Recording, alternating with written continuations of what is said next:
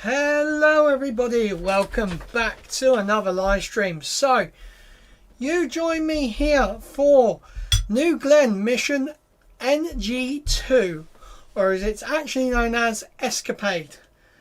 This launch is going to be sending 2 satellites into Mars, into a Mars orbit.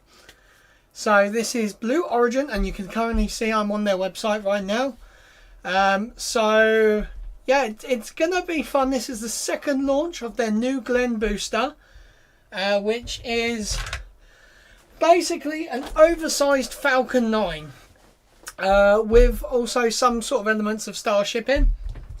But sorry guys, I put some stuff down on my bench and now I can't get my headphones. There we go.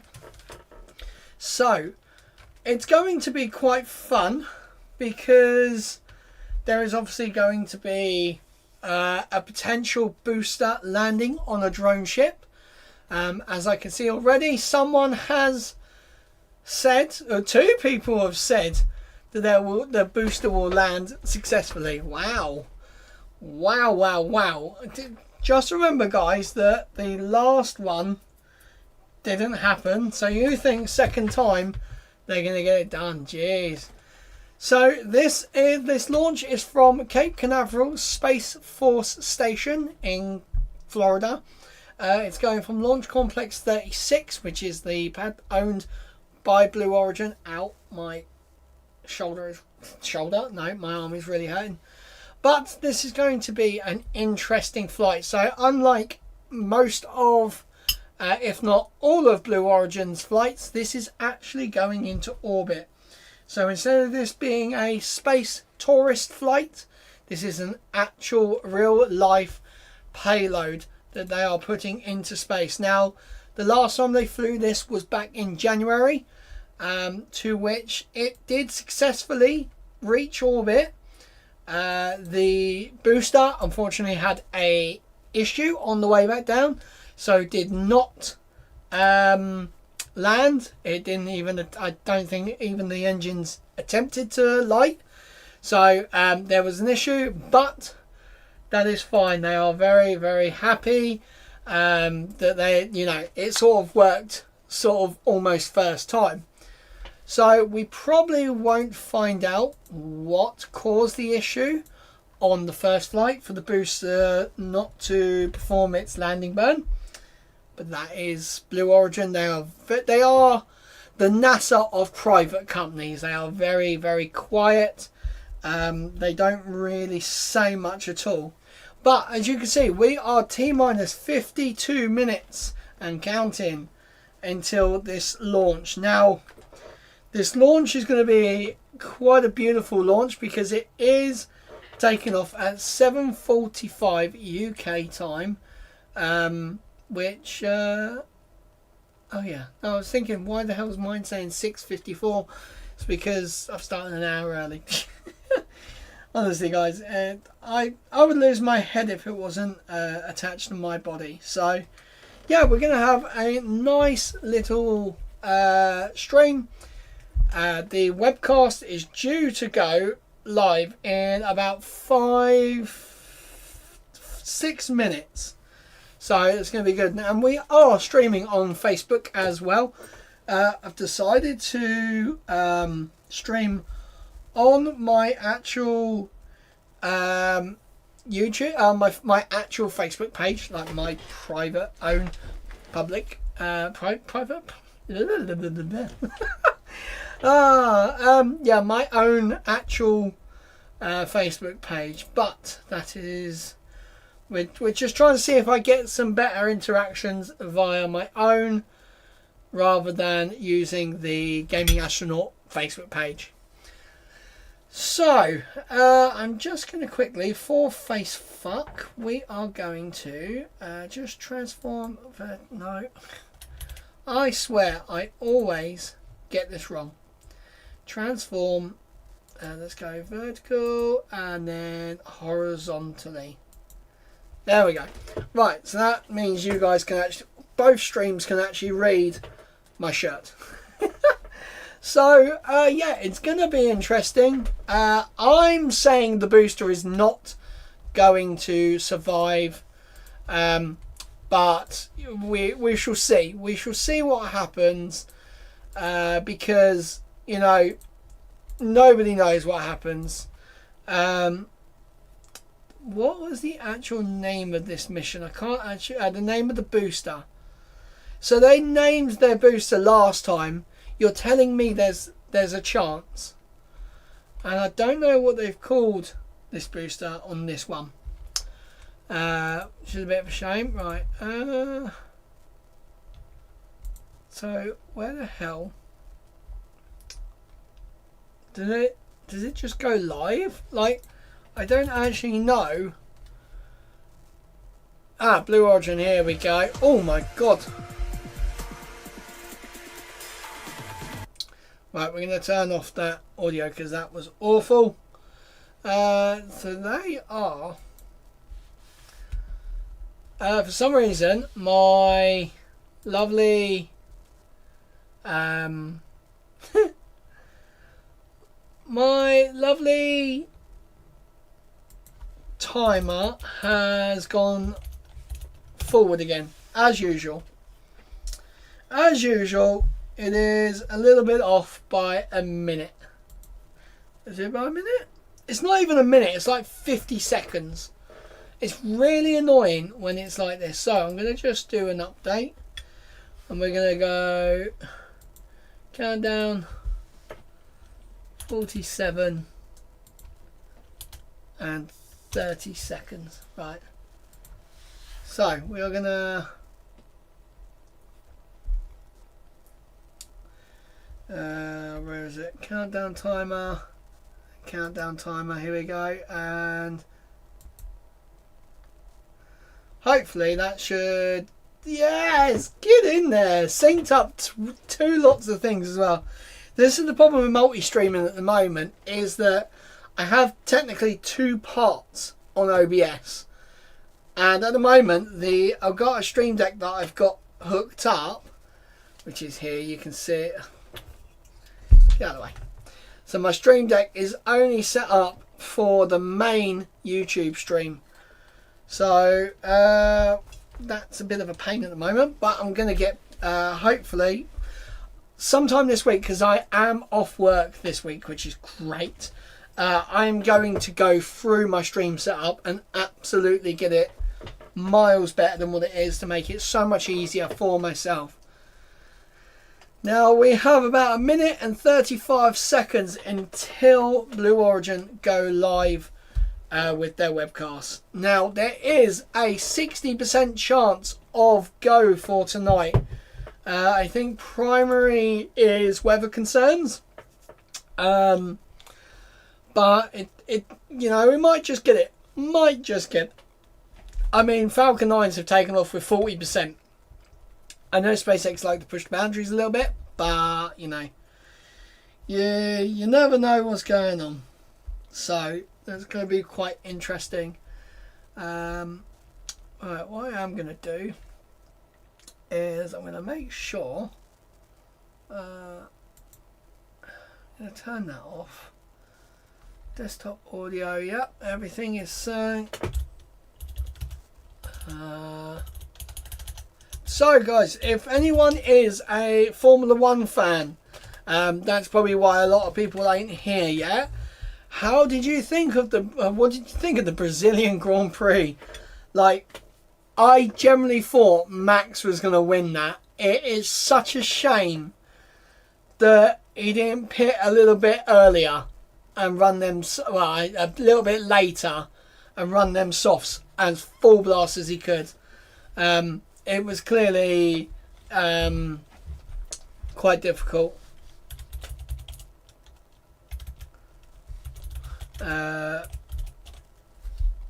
was pretty crazy. Here we go. Blue Origin are live. Our second New Glenn launch, an exciting day for the Woohoo! more than 10,000 employees here at Blue Origin.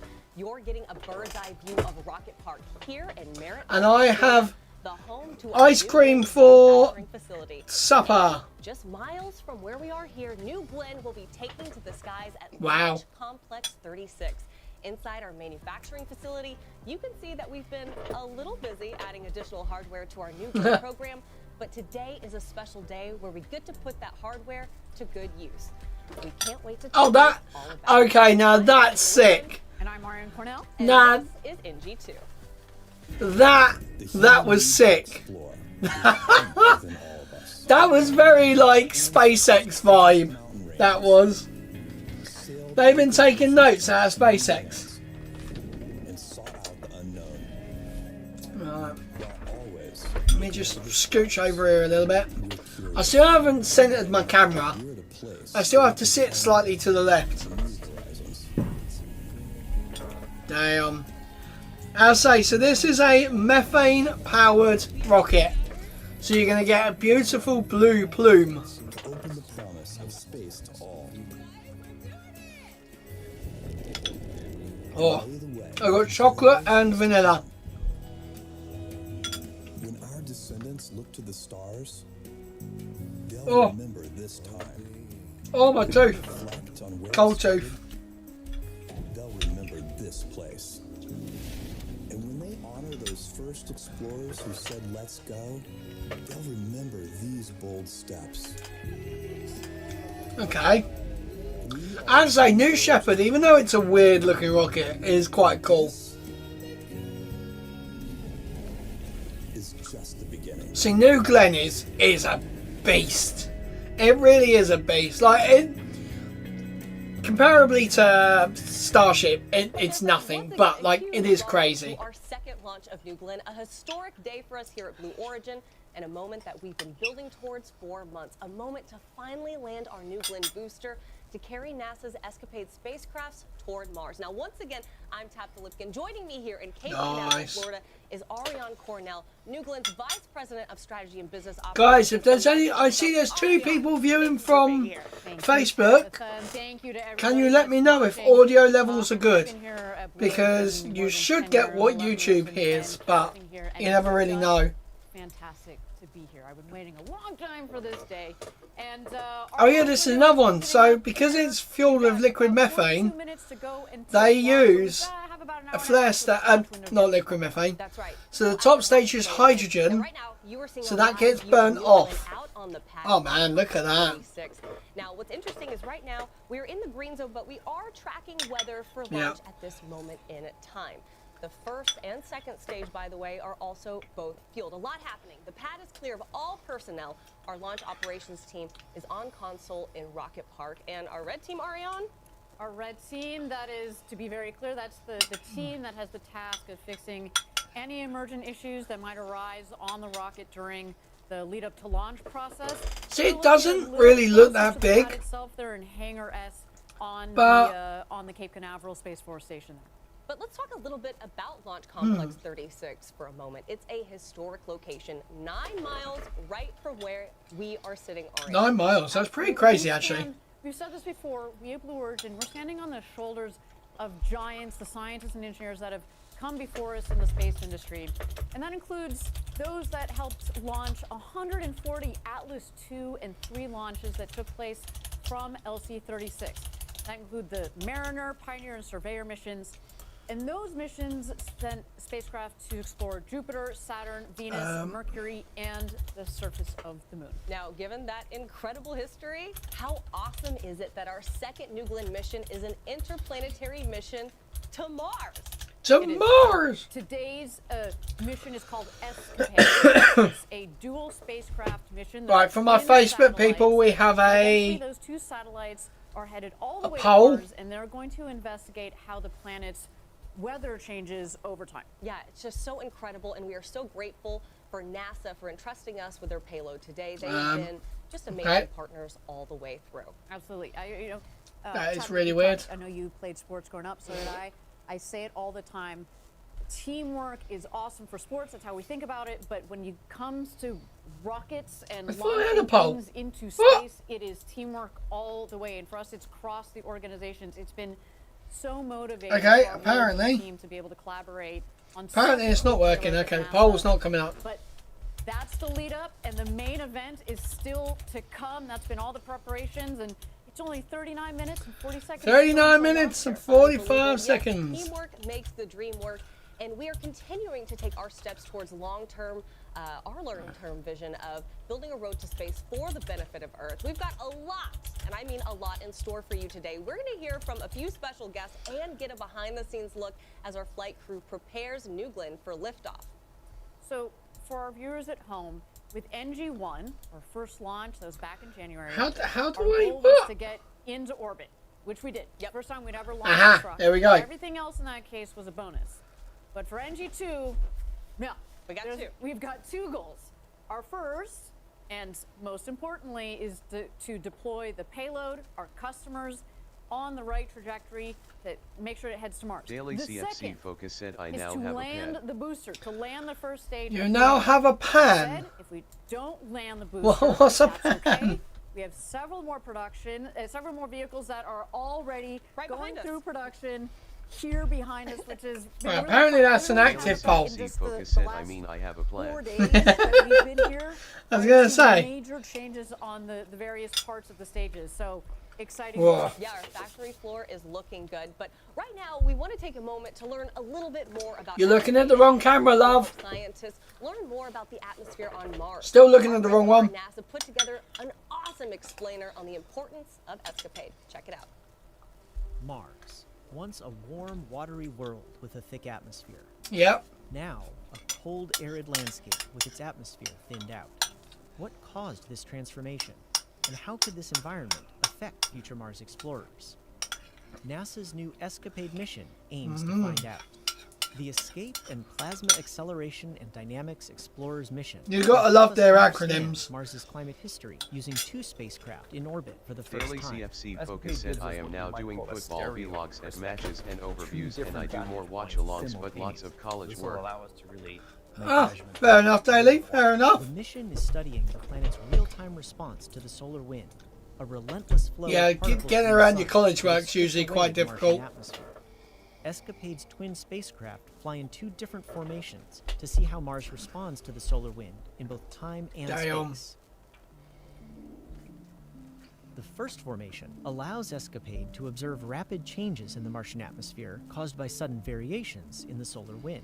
when we have Daily two spacecraft CFC Focus crossing said I mean those 3 regions HRS in a quick day. succession, we can monitor how those That's not bad. vary That's on not bad, actual Daily. towards 2 Daily minutes to CFC 30 Focus said college In the work and second days off formation, 6 ESCAPADE will HRS. study both the It's solar not bad. wind and the upper atmosphere of Mars. Man, I was, simultaneously for the very first I remember when time. I was at college, jeez.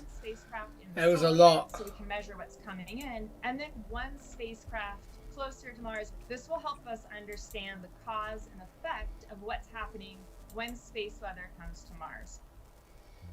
That's not bad. Also It's help not us bad. prepare to send Why human is it explorers to the replaying? Red Planet. For example, ESCAPADE will give scientists more details about Mars's upper atmosphere that future astronauts will use to send radio and navigation signals around the Nice. planet. Daily CFC Focus ESCAPADE's said work I am in could college also most help keep days future Mars 9:15 to explorers safe. 4:15. Oh my god, that. We were in college for like 8 o'clock till 4. Man, that's got easy. Galactic radiation. So it's important for us to understand how the atmosphere is changing. NASA's heliophysics fleet is looking at the sun's influence, and with Right, so by the looks of it, we have measurements at Mars, which will help us have a more comprehensive picture. Of we have a what's few happening votes. throughout Why the is it solar not let system. me see dashboard? Where's dashboard? We have a few votes Love on hearing it from the scientists Facebook. themselves. Again, they've invested so much time in developing this payload. They are Right. Daily in some CFC ways it's like Focus their said and baby do as 2 well. So this HRS is a after huge and day 6 for them. HRS on day Thank you off again just to to keep up NASA with for things. entrusting Exactly. Blue Origin with Yeah. these 2 satellites today. ESCAPADE really is going to teach Daily us CFC so much Focus said I'm about doing the work now. atmosphere on Mars. Nice. Go there one day. Yeah. I've got a week off work daily, so I have enjoyed a nice weekend off, and now I've got a whole week off. You cannot wait. I got so many things to do. I got fridge freezers to get sorted in here. I've got tools to put away properly. Oh my god, what is he wearing? What's going on? Yeah, thanks, Tabitha. Thanks. For some reason, I thought that was IKEA behind him. On top of the parking garage. Could you imagine if that was fucking IKEA? Our fellow employees that work in the building. Right, I'm just going to try and move the countdown for Facebook of New Glen. Over 3,800 employees show above every there, day above to me, shape because metal it and build looks the a little rocket bit nicer out on the Daily launch pad. CFC above me. Focus By said, the what way, is on your that wish list rocket is tech-wise? just down the horizon. We've got a clear view of it today, and it's going to be I'm a hoping great for spot tech-wise. to watch the See, this is launch my today. thing. I don't actually know because I have to know, how are you feeling I'm today? going to be buying Starlink I'm feeling hyped for the is car really the only word. next month. Grateful I'm to buying be that next here, month. and as I talk to our fellow So, like, employees it's here, kind we're of one of them just things proud of, of the work that they've done. do I We're just proud run the that we Starlink put in our the best car foot as forward Starlink, and that we're gonna attempt or something do I very get, ambitious today. like, a We certainly are, Eddie. proper Thank you network so much. switch We and all look that forward to lot and checking run back it? in with you again You know, throughout the web. I Now, just getting want to beyond sort of, that I cloud can't do that's much to lingering the over you. car. Let's get Eddie, So Eddie it's rolling. sort of one of them things of it's plug and play sort of stuff I want. 33 minutes. Let's chat about Oh yeah, they this. call it L minus as well. It's not T minus on Give us a Blue sense. Origin. Let's start out with the size because it's got some incredible and important features. Yeah, it's So a I very, don't very large really rocket. have For a those, lot that have on my followed our tech webcast list before, we've as done such. Quite a few New Shepard webcasts. I want New to Shepard get off is the about Ring 60 cameras. feet tall That's with a actually one thing I capsule do on want to top of do. it. New I want to Glen have it. is I want to actually use my massive. server It's as a 320 proper, feet tall. instead of just So that's YouTube storage. I 5 want it to times be the height. home stuff, you It's know, home just about security, over 100 everything. meters, and it's Um, even taller than the So Statue I'm of trying to Liberty. So work it's out kind of how like to get that all take, working take with, the Statue of Liberty, you had another with like 50 feet on top of it, home cameras basically, engines no and, the cloud-based space It's computing. tall enough to base jump off of, although I don't have permission to do that just yet. You and I actually got to go out there and stand next to it. I mean, I felt like I was an ant. I kind of wish we had some people out there so we could give you some perspective. Oh, there we are. I'm glad we got some video. No, but because it is Daily just CFC so Focus set for large, me AI7 unless you- there you- CPU and it's 32 good that you have GB the, RAM and you've possibly got a there for box some of perspective, Pokemon but we're cards. still a bit far away from it. But Nice that's why I one. say Yeah, no, it Pokemon is cards are always so quite good large, nowadays. and that's on purpose, obviously, right? We want to be able to put very large. I really payloads wish on that top Facebook of the would rocket. It has this, be ability integrated to take with, a lot of mass and a lot of large things from a dimensional StreamerBot. perspective up into space. So what you see Oh here, my New God. Glen is a two-stage rocket. For those of you that are not space nerds like us, basically a stage in a rocket is just a rocket. So when you say it's two stages, we've stacked one stage on top of the other. So stage one, Right. GS1, is the one on the bottom. It's fully reusable. We also call it the booster. The booster will lift off and push the second stage up. Once the two stages separate, the booster will make a flip and then it will come back to land on Earth. And it's landing on a platform that is currently about 375 miles or Just so. gonna do something, guys. I offshore to the think this east. might pop up On on the way screen. is the- Yep. the landing Daily platform is CFC called the Focus said, Jacqueline. have you And ever there's a had live Guinness look, yeah. There truffles? she is, beautiful. Yes, Look at I her have. hair. They are very nice. Tabitha, it's missing something. It is. It Right, certainly and- is missing something. Wouldn't that look nicer with a landed booster on top of it? That would look very nice. Just saying, just saying. But that's OBS. that's the rocket at the core Oh. of the rocket. Let's talk about the heart of the rocket. This is my Right, favorite thing to talk about. and That is the engines. Now, in my mind originally, I always thought you Texas built a rocket and speech. then you slap an engine on it. Oh, no. No. You build a rocket around the engine. Yeah. You basically start with like how much mass do I want to take to orbit? Therefore, how much power do I need? And that's Cool when you web focus socket. on the engines, and then you build the rest of the rocket around it. So, the first stage, the first rocket, again, two-stage rockets, like stacking two rockets. The first stage is powered by 7 BE4 engines. FB. Engine 4. Of course, it's because we've No, built a that's sequence not of gonna these. be We've that. built in-house capabilities to design and build. Dang it! rocket I'm trying to engines. work out how to get And Facebook we build to the engines down in our Huntsville, Alabama factory. integration And each one streamer of these bot with things OBS is for massive. It Facebook generates Live. 550,000 pounds of thrust. And to again give our Oh, give okay, our, that's via our Twitch. No, that's not gonna space work. nerds, our Blue Origin groupies at home, some perspective. New Shepard has 110,000 pounds of thrust at liftoff. Each of Wow. those engines has 550. Wait, hold on a second. Oh, time out. Oh, wait, we got a shot of the beach there. People enjoying the beach. That is very cool. Do you think these people know what's about to happen? Like that they're like.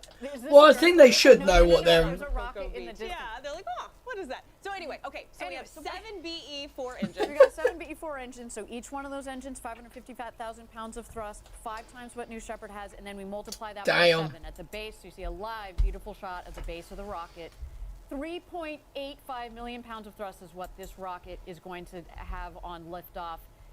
So that is the first stage. Let's go on to the second stage.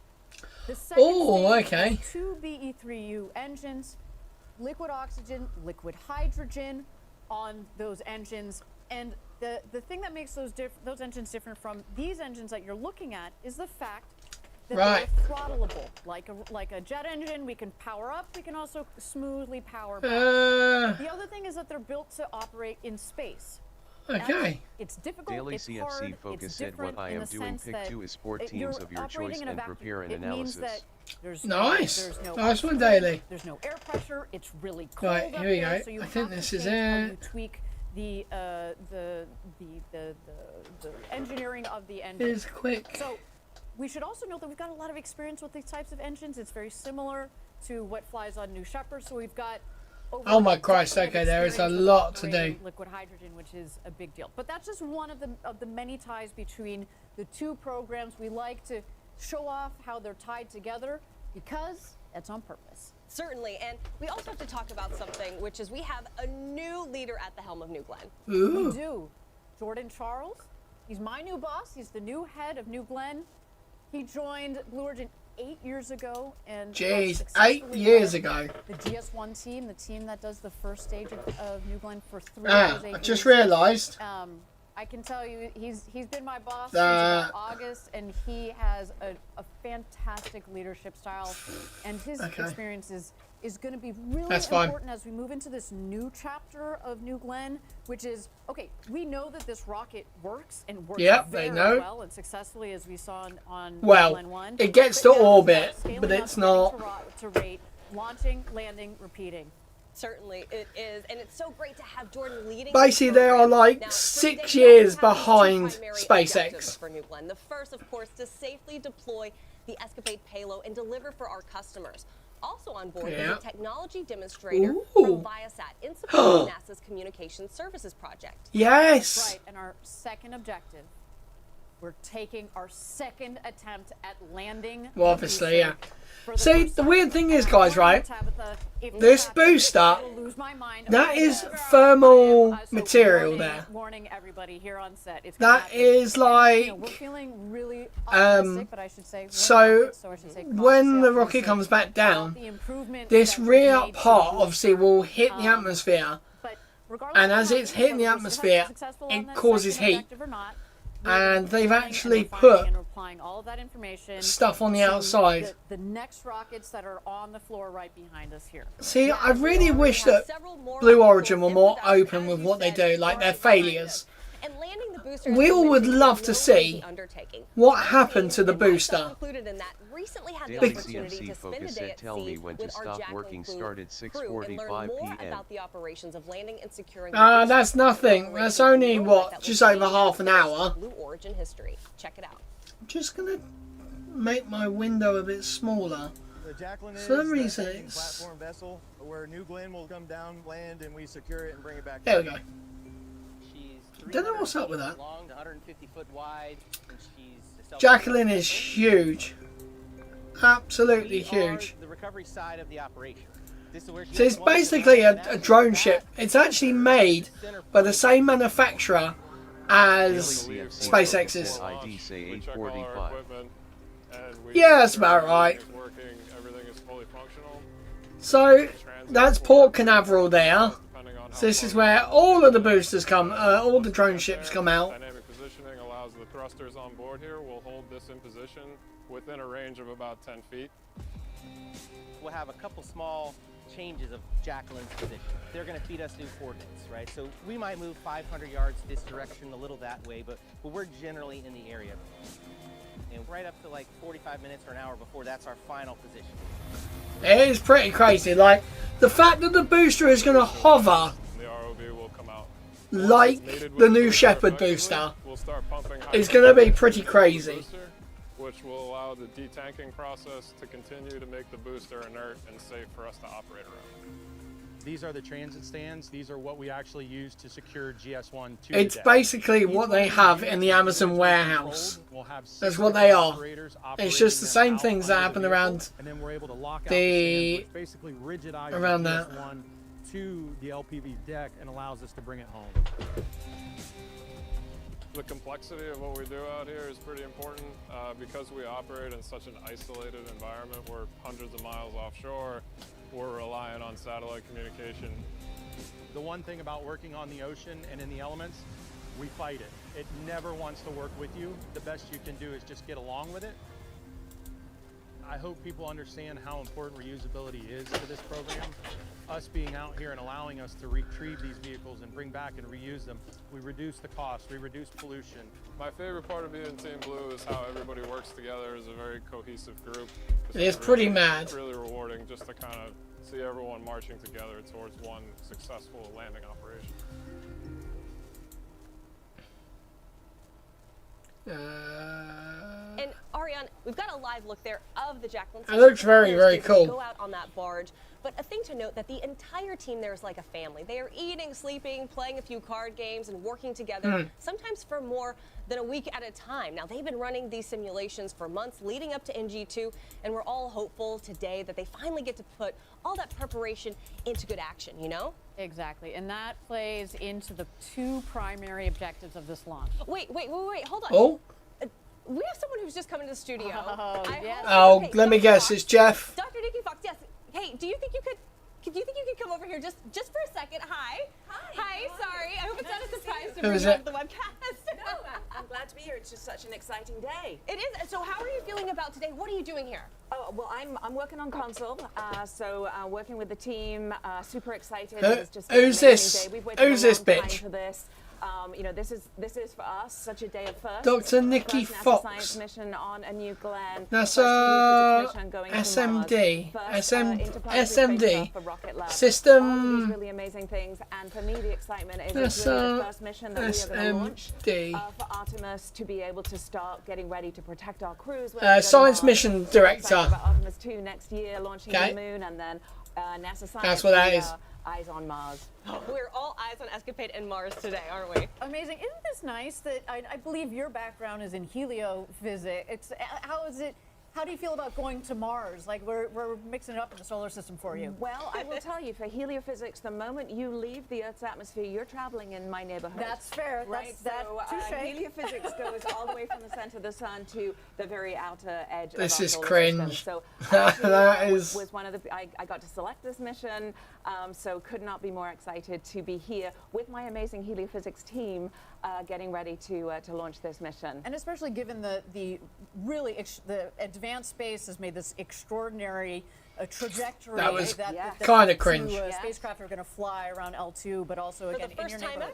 First time ever, and it actually unlocks a lot of possibilities for us thinking about Mars going forward, because now maybe we're not stuck with these Mars launch windows. Exactly. So it's just it's such a fantastic day. I messed up there. Can you explain that for our viewers? Because what we're doing is we're kind of doing it in the middle period where we normally wouldn't send something to Mars, but we're going to sit it and let it wait. So we are. So we don't have to wait another basically 13 months for Mars to get exactly in the right place and then launch. We are launching the mission. It's going to basically hang out and then wait for Mars to come into the right location, and then accelerate full speed ahead to Mars. So it's just a really great, yet another mission. That's the thing, they are generally going at a wrong time for a Mars transfer orbit. Well, and I just want to thank you guys. I want to thank Blue Origin for their amazing partnership on the New Glenn. I want to thank Rocket Labs for all the work they've done, the amazing. Yeah, so Rocket Lab actually built headquarters. these. They crush it every day, delivering for the nation, inspiring the world. We are in a hold right now. It is an honor to fly a NASA payload on New Glenn today. That you trust us with your technology like that, it means a lot. It's first of many to come, we hope. First of many to come. Yeah. Thank you so much. Thank you, Dr. Fox. Gotta get back to the console. Thanks, guys. Bye. Bye. Well, with that, I mean, it's so great to add people to the webcast team today. But let's throw Right. it over to Eddie. Eddie, he is out. We're currently in a hold. View in Rocket Park. And Eddie, who you got there? They've pushed it back. Hey, Ariane, We have been pushed back a bit, probably due to weather. And I've got one of those key teammates with me today. Okay. This is Tim Fisher, one Right. of the chief Me. engineers of Blue Moon. And behind us is Lunar Plant 1 that has 2.5 million square feet. Well, it brings our Rocket Park facilities to 2.5 million square feet of production space. Tim, what happens in the building behind us? Well, we're building our Mark II crewed lander, one of the biggest spacecraft ever, and our cislunar transporter, another humongous Right, spacecraft, okay, I'm going to almost try and as big as sync the this up Aegis. perfectly. And we even have parts. Ready, of our guys? second We're going to cylinder link this Mark up. I lander in there right now. 2, No, it's very exciting what 1. this team gets to do on a daily basis, helping NASA, helping Blue return to the moon this time. There we to go. stay. We are linked up. Tim, We are what back makes our to lunar T lander so minus special? 51 We're minutes. here for reusability and sustainability. We've chosen a lander architecture that Remember, someday it we can is refuel and 60% reuse chance back of and go forth between several tonight. times with the same lander. This is exciting, right? This is the stuff of science fiction, and Tim and his team might actually are help making me a it little bit. happen. And soon, right? Tell us about Mark 1. What is that about? So Mark 1 is our Pathfinder. It's using a lot of the same technologies. It's a hydrogen-oxygen lunar lander, and we are aiming it for the moon this spring, and it's going to prove out a lot of the technologies we need to get the crewed lander. Tabitha, Ariane, I'm excited. Man, to return do to you the know moon what? this I time to generally stay. think- What else can we answer here? I generally think Blue Moon will get to the moon You saw before in the video, we had HLS. some B-roll playing back there. You can see with the cars for scale and the massive building. Can you talk a little bit about why it's so big? I mean, our lunar landers, you know, are not necessarily going to be that big. Why does the building need to be that big? Yeah, no, Tim and I were just talking about this, right? The Mark II crew lander that will be ready soon, it stands over 16 meters tall. So you have to encapsulate that in the very large New Glenn fairing. And that happens in the building behind us. So then we can send that payload fairing to the integration facility at LC-36 and get it ready to New Glenn and launch it to the moon. Fantastic. I should note, Tabitha, that there's the co-location component of this is so important from a production and ease and operation standpoint. I should also say that's one of the reasons. Are they not going to address that the time has gone back? We're the first company organization to build rockets that they then launch out of here, also in Florida. And the co-location in principle is supposed to make this just make the operations faster, smoother, cut down the time, cut down the risk. Anytime you're transporting a rocket, you're taking risk, right? So we want to cut that down. It's cutting down on the risk, cutting down on the operations. But what is also nice is that the team that's going to be building the lunar the lunar payload and our lunar landers out here get the opportunity to come walk, you know, a couple hundred feet down the road, and then come and talk to the engineers that are here building New Glenn. So the location, you know, we do have several locations around the U.S., but by now, in terms of number of people and programs and things, Florida is starting to become a little bit more, let's say, the center of our operational gravity, if you will. And so we're so fortunate that we decided to create such a large campus here in Florida to then be able to add, as appropriate, the other programs, not just Right, certainly continuing to build in many ways, and of course build the road to space for the benefit of Earth. Well, if you are just joining us, I wanted to let you guys know you've got a live look there from Huntsville. Everyone is getting so pumped up for NG2, but right now we are at L minus 48 minutes, about 45 seconds. You might be like, wait a minute, I thought we were a little closer to launch than that. Well, that is because we do have a reset of the clock to allow for weather conditions to clear for launch. That is Kent, Washington. Go Kent, losing it. Oh, yeah. I like the guy with the flag. I like whoever's job it is, make sure they're the hype man with the flag. That is Doug Gross. That is actually kind of cringe. I want to say first couple dozen of employees. Really? That man has been here. He's a legend at our company. So if we've given him flag bearer, he's earned that honor. Hype man for today. That was kind of cringe. Daily CFC focus said, can you get drunk on the right now, we're going to take a moment. I mean, right over to this beautiful rocket. You probably could daily. I mean, if you ate so many, yes. But I don't think it'd be like one packet of them wouldn't get you drunk. OBS scripts. Right, okay. Now they're gonna go quiet. Well, that's just lovely, isn't it? Pop-up stuff, OBS files, OBS scripts.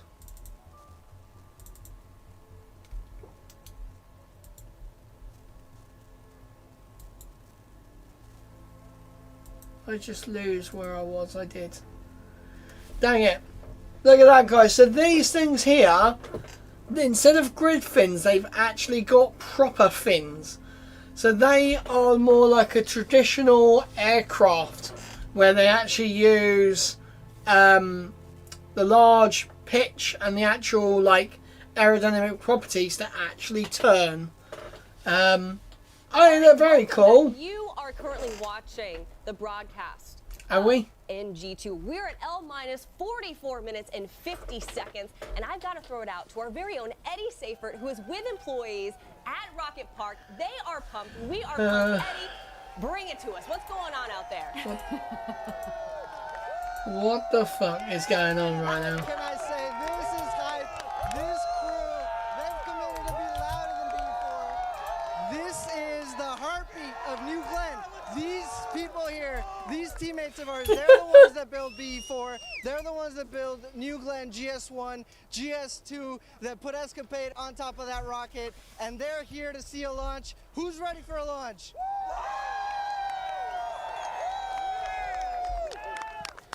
Woo!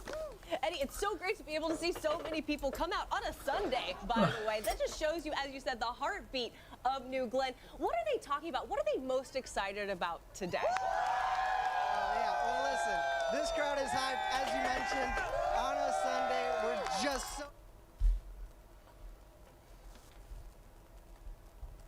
Oh, what the fuck? That's not what I wanted. No. I could definitely feel Right. that. The crowd has been growing, too. That did not work. Sorry, YouTube. Minus 30, 43. I didn't know that was gonna... We're feeling it. We're here at the desk. We're isolated, but we feel just as pumped as they do. Just as pumped. And what gets me, like, as a nerd... As a nerd? Look at that image. That is stunning. So cool. Like, the Well, yeah, what's happening to it right now? So basically, this rocket is fully fueled. We've got the liquid oxygen, liquid hydrogen on the second stage. That's what you see there on the top. And then you'll see the fins there, and just below the fins, there you go.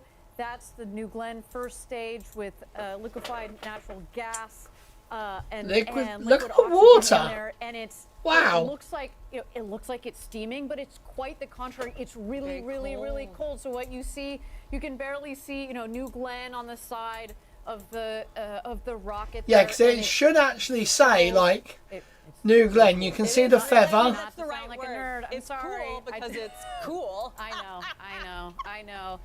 I had kids, but like my husband, I'm popping out dad jokes. It's really awful. It happens. But anyway, it is the rocket is looking really, really good. I should say, Tabitha. It's looking very good. Has been working so hard over the last couple of days to get that rocket ready, and in particular, we learned so much on NG1. So much. This is the first time you do something, okay, like you design it one way, but you don't really see how things are going to click and connect physically on the rocket, but also from a team perspective, from an operational perspective, until you do it. And so we learned so much on NG1, and to see the speed and the improvement on NG2 has been amazing. Last week, so I was down here last week for what we call integrated hot fires. So like So what we do is we stack the rocket, looked exactly like this. We hold down the rocket and we fire the 7 BE4 engines. So you see the base of the rocket, those 7 BE4 engines. Super powerful. Just to make sure that everything is flowing and working right. And from, we rolled out the rocket one evening and we what the hell? hot fired the rocket the next evening. That took us several attempts the first time we did this.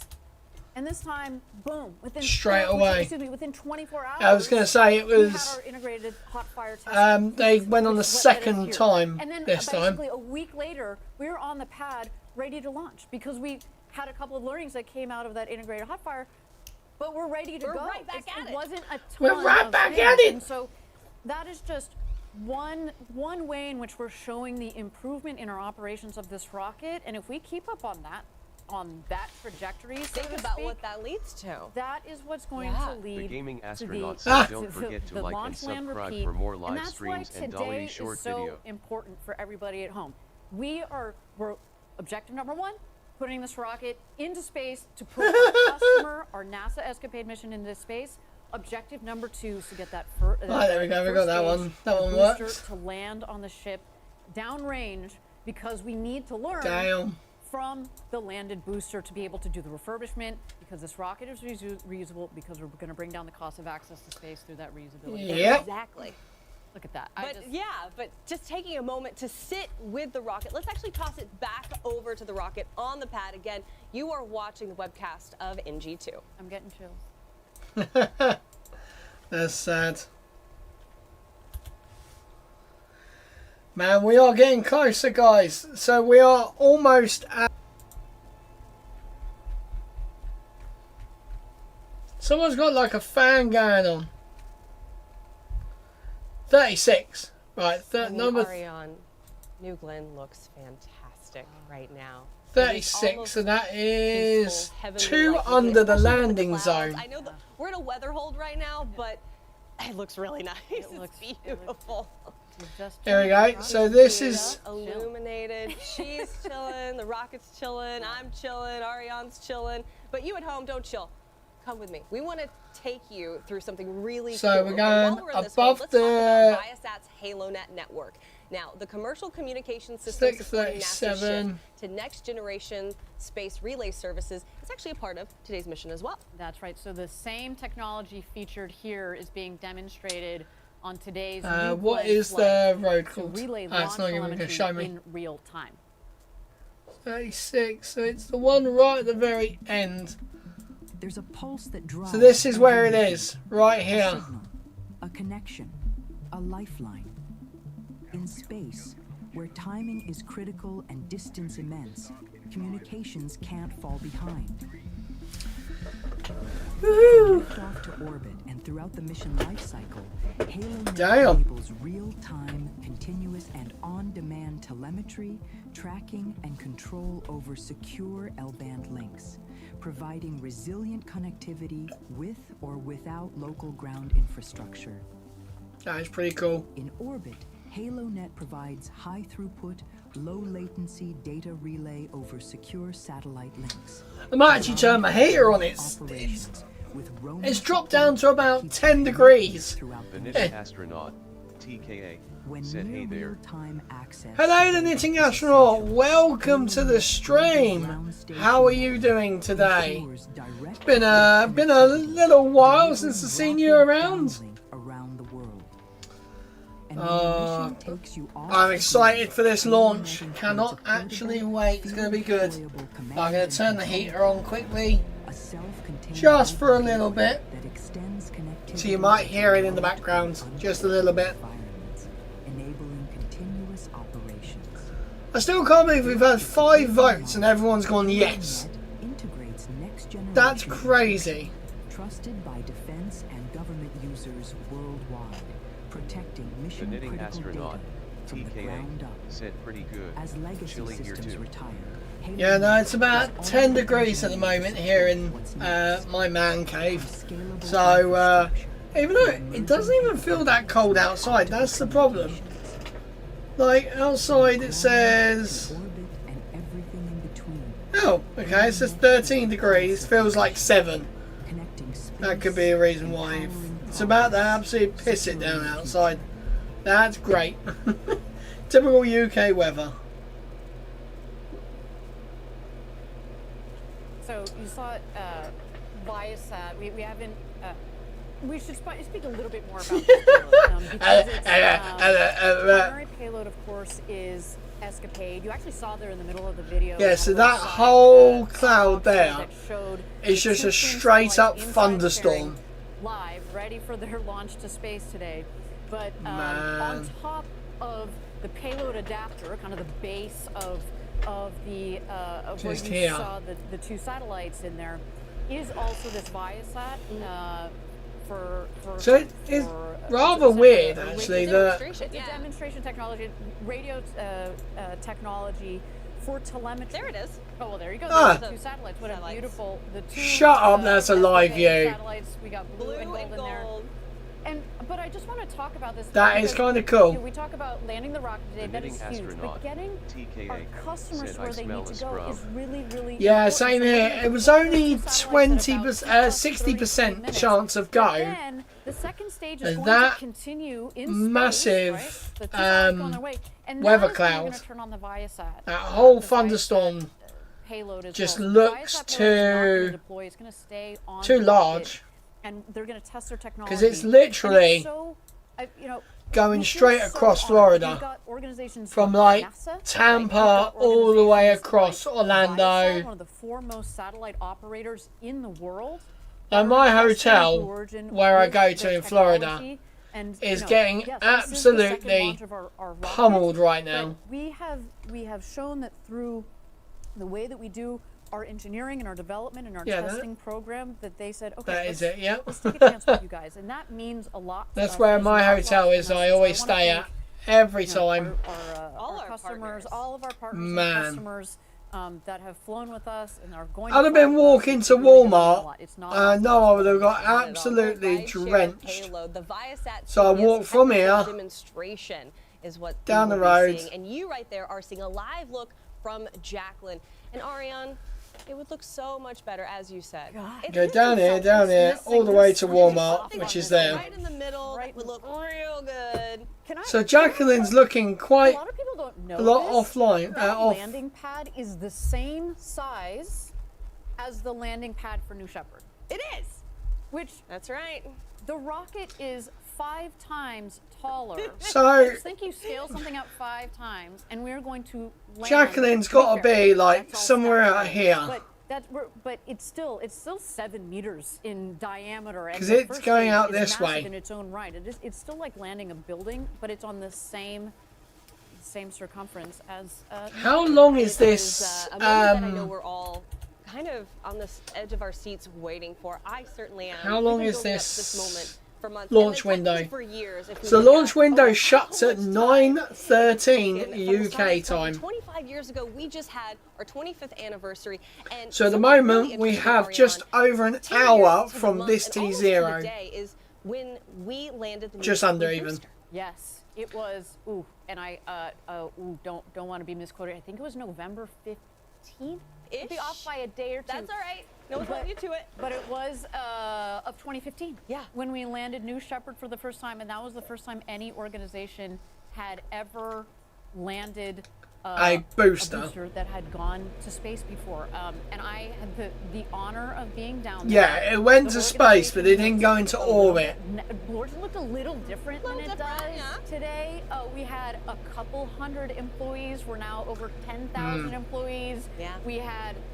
We basically had, well, we did. We had Kent and we had West Texas, and that's it. And there was a group Kent? of, I don't know. What, you're in the UK now? 15 of us, a dozen of us, on this back porch. Of course, there was mission control, and it was the second time we had attempted this. Similar to, there were a lot of parallels. Similar to New Glenn, we had a beautiful first launch, but if it were an expendable rocket, it had been a perfect first launch.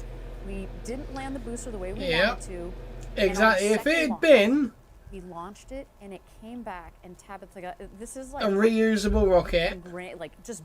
If it wasn't a reusable rocket, it would have been a total flawless job. The engines like drag brakes deployed, engine relay, and people are just like losing it, holding their breath, and you see in the distance, because for New Shepard you're a couple miles away, and it kicked up all this dust, and then we heard touchdown, and there you go. See, you see our happy engineers. It was like that. We just lost our minds, and I am sure that today, when this rocket comes down and does the same thing, it will be like that. But also, as we have scaled up, everything gets scaled up, all the energy, it will be over 10,000 employees losing their mind. Is that man wearing a kilt? No judgment here. This is awesome. Is that man wearing a kilt? I love it. Quote of the stream. But one thing is, you know, we have built this company for a lot of things, and another big piece of it is customer focus. Yes. I got the chance to talk to Dave Limp about this yesterday. It's such an important part of everything we do, and it really ties into something else that we have, and that is our Mars Telecommunications Orbiter, or MTO. And let's kind of dive into this for a little bit. So current communications spacecraft at Mars, they're aging, and we need to make sure that we have robust capabilities out there that can kind of support not just our existing rovers and instruments doing groundbreaking work on the Martian surface, but also to lay the groundwork for more science and even more human missions. Well, the first human mission and all those beyond that. Exactly, and our Mars Telecommunications. I'm trying to do something quickly, guys, because on existing existing blue ring vehicle, and it provides high rate communications, but also does much more in a single spacecraft. Yeah, in addition to communications, our Blue Ring MTO could also fly exciting science payloads and technology demonstrations. For example, flying a synthetic aperture radar on Blue Ring MTO will help us find the ice on Mars, which will inform future landing sites for human missions. So take a look at our Mars telecommunications. Telecommunications. Is that what you were trying to say, love? Install. Well, at least we've got through the T minus L minus T minus 26 minutes. Oh, sorry guys, I am absolutely knackered today. I've literally done like absolutely nothing. But it's one of them things that just like, ugh.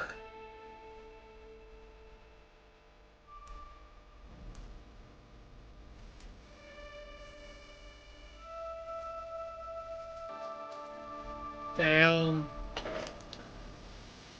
I tell you, it's gonna be pretty crazy. Like, this is gonna take a really long time for these satellites. Astronaut, TKA, said I'm late to the party. What is this launch for? So this launch is basically two satellites for NASA, built by Rocket Lab.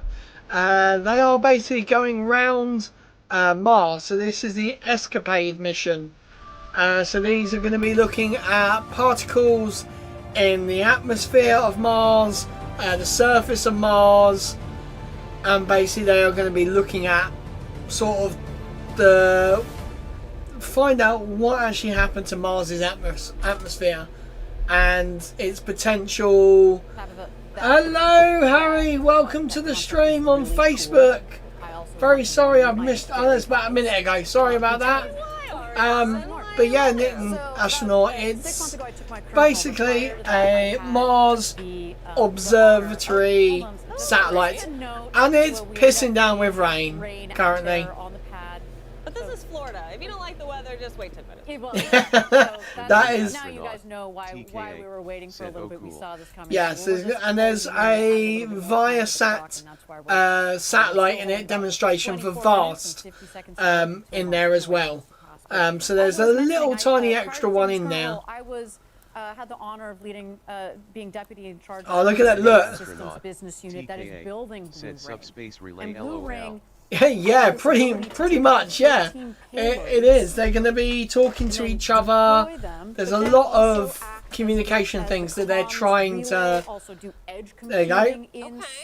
They're going to be doing a lot of extra little things on top of that. In a very simplified way of talking about it, it's kind of like a mission in a box. You can take that whole constellation, send it to Mars, deploy the satellites, and then use the Blue Ring itself, which did its first job as transporting, to then be the communications relay back to Earth. Yeah. And the more power you have in that comms capability, the faster you're going to get the data and the communications. Right now, one of the biggest issues is it's time. far away. So like there's this huge delay. The ring. better the Yeah, comms you can it's have, Florida, the better baby. we're setting It up. literally As we mentioned does before, piss down with rain future, and not then just the science that needs to stops. happen to prep us for our future missions Absolutely to Mars, pissed for, down with say, rain. robotic It's. landers and things like that. I But love also going to for Florida, people especially who sort of live this there. time So of year, we're really excited about the because it prospect is just of like this, it's of this so mission, weird. what we It's can like do being back at for home. Our customer here at NASA, as It's they all think good. about Figure I'd come future stop by for a bit.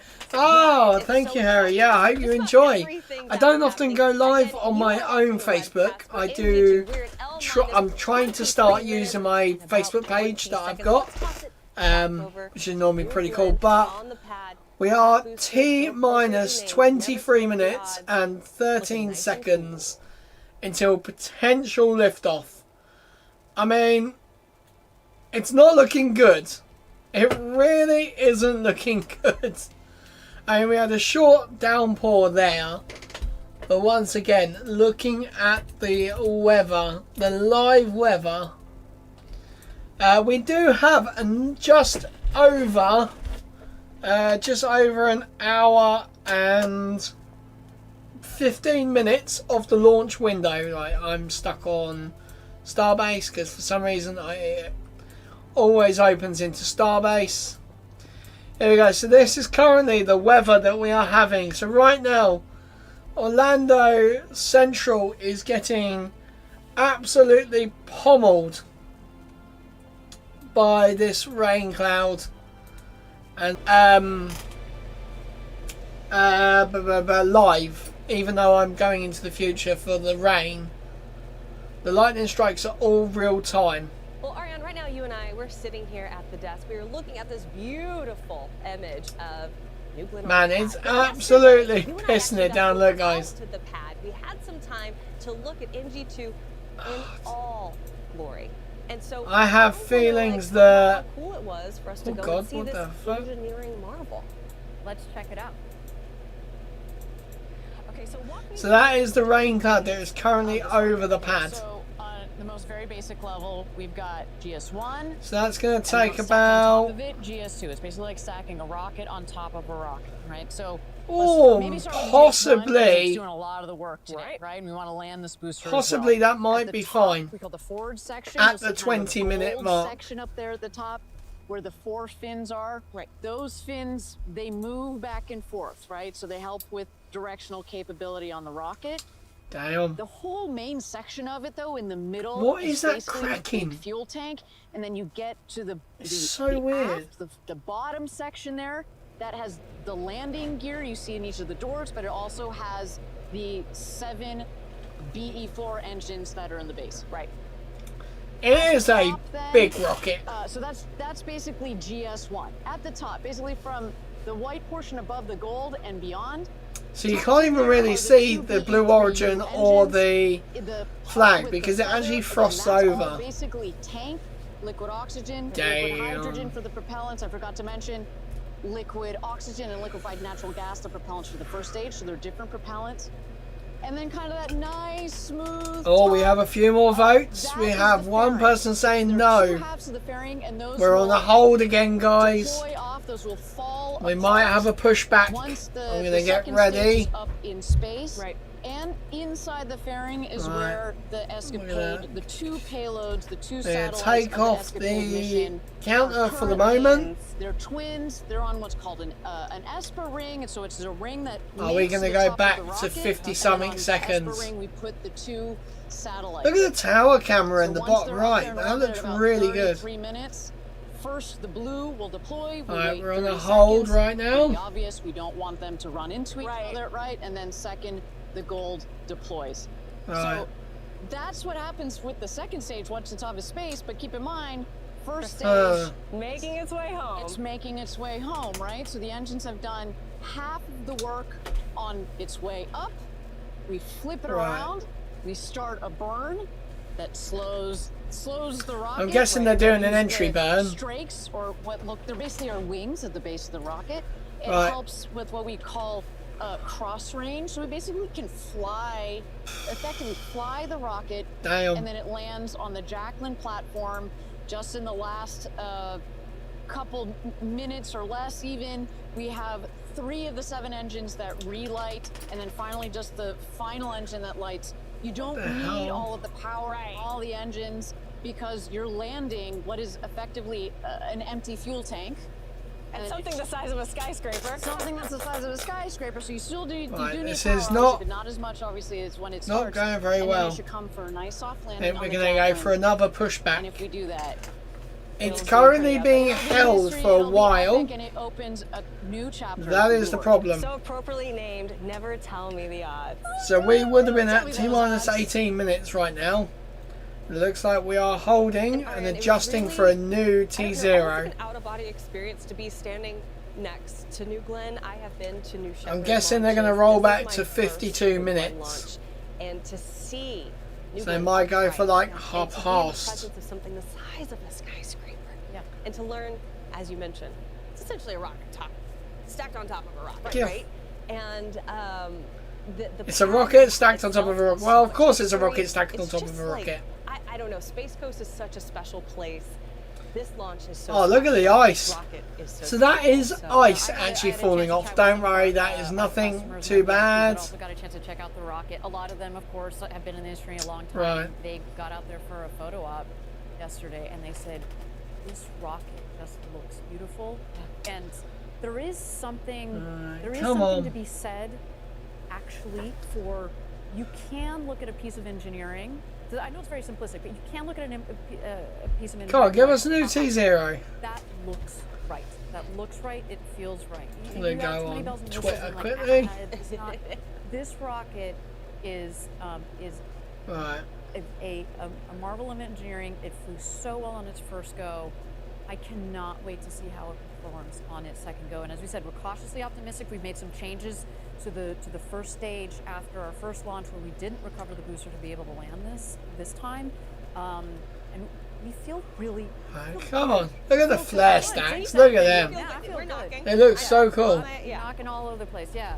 But you're right. I've been talking to employees, for months leading up to this moment, and Damn. employees do feel good. Engineers feel good, and this launch, it feels different. It feels good, and I think everyone is just, on the edge of their seat at this precipice. Right, we're ready to land the booster. It would feel a lot better if these clouds got out of the way. If this weather got out. In a weather hold. So here's what's going on. If you are tuning in right now, you're watching the webcast for NG2. You might notice on your screen that we are in a hold. We're doing that to allow for a little more time for that weather to clear. We're going to let you know and keep you guys posted on the new Teams T-clock here, as soon as we yep. get information on that. So right now, let's toss it back. So over there is to New actually- Glenn on the pad as we wait for some of this weather to just kind of move on out. Roll on by. Let's get out of here. Man, we're going to be waiting for ages.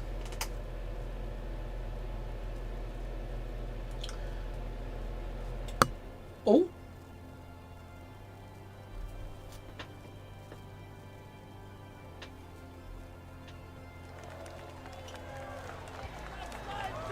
The fuck was that? Something just clicked. I don't know what it was.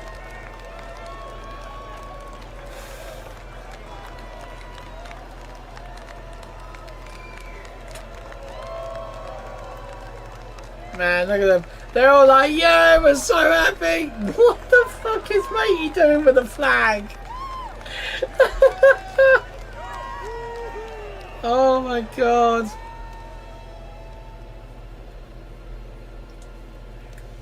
That is hilarious. So we are still waiting for a hold. We're still waiting for a new T0. So what I am going to do is I'm actually going to create a hold text because we don't actually have hold. Let's do it all in caps. Hold, and then we're going to go to the To the yellow. Where is the yellow? Color. Yellow.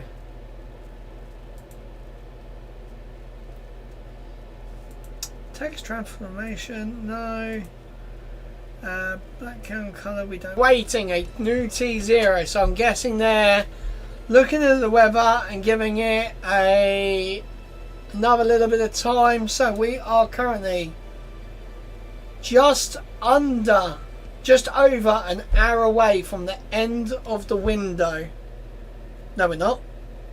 Yeah, we are. 9:13 was the end of the 9:15 was the end of the window.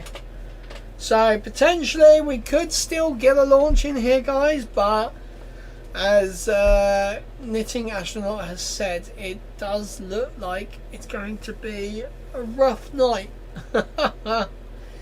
Now, if this does delay, there is a problem, because as of tonight at 12 p.m. American time, I think it's Eastern time, there is a curfew on rocket launches, so they will only be allowed to launch after 10 p.m. all the way up to 6 p.m. 6 a.m. even. In a hold at about L-20 minutes. But in the meantime, here's something we love to do here. We love our jobs here, and we also love inspiring others. We want to inspire a few more of you also at home with our nonprofit Club for the Future. Club has the mission to inspire and mobilize future generations to pursue careers in STEAM. That's science, technology, I like engineering, STEAM. arts, and math, all for the benefit of Earth. I am the A in STEam.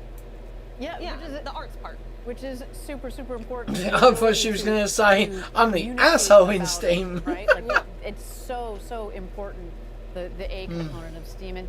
But as part of the Club for the Future program, one of the cool opportunities that we give is we allow students to send postcards to space and back via New Shepard. Yeah, see, that's and pretty we cool. also provide online STEAM-based lesson plans that are free for students and teachers to use. And then so that everybody can get a piece of the action. That's right. Even easier is that we have these digital postcard, this drawing tool that you can go online, and anybody can send that art to space. So for more information, if that sounds cool to you, just go to clubforfuture.org. That sounds pretty cool to me. Clubforfuture.org. Ariane, where do you fall in the STEAM spectrum? You're a bit of everything, I feel STEAM like. spectrum. I've always kind of been like... You're like, I'm science and technology, engineering and math. Yeah, but I kind of like it all. Yeah, and arts today and anytime we get the honor of having you with us. Let's be very clear. I'm not the one that's going to be designing that insane trajectory that Advanced Space did for ESCAPADE today. So, like, props to you guys. But I love every part of space and all that goes into it, and clearly the A part of Something it. keeps clicking. I think it's on their end. It's neat to have such a cool team of all of the great letters. And this is together. proper, And like, Jeff himself tank has watching said sort that of it is stuff. this generation's job to build a road to space so that future generations can unleash their This is creativity. typical rocket watching.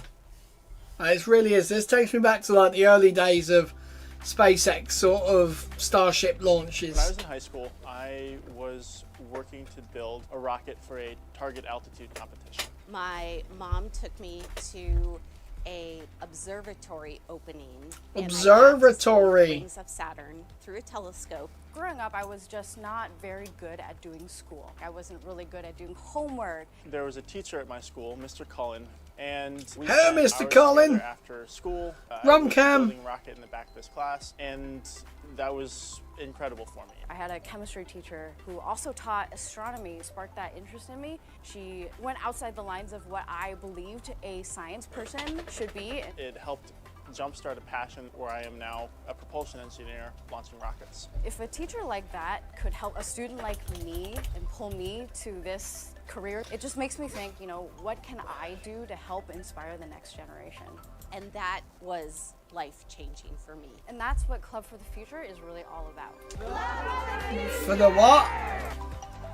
At Club for the Future, our mission is clear: to inspire and mobilize future generations to pursue careers in STEAM, science, technology, engineering, arts, Engineering. and all for the benefit of Earth. We're here to create meaningful experiences that spark curiosity and ignite passion. Curiosity! With educators to make Kill the learning cat. an adventure by creating space-based lessons for K through 12 students. If we want to see millions of people Yeah. living and working in space, space should look like all the populations of Earth.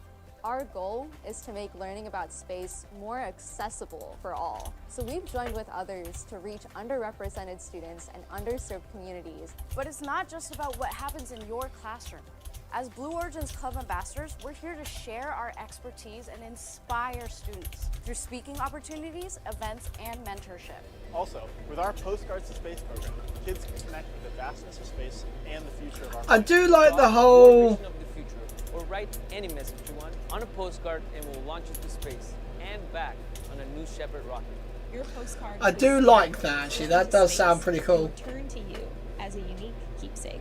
So let's go. Let's dream big, reach high, and build a future where the possibilities, they're as endless as the stars. That's pretty cool.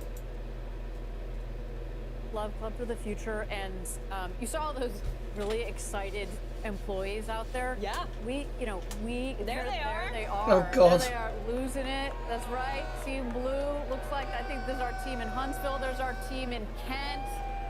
Coming in on a Sunday to cheer on their rocket. Woo! You see, I want to cheer with them. I want to be there. if we land this rocket today, they're gonna go nuts.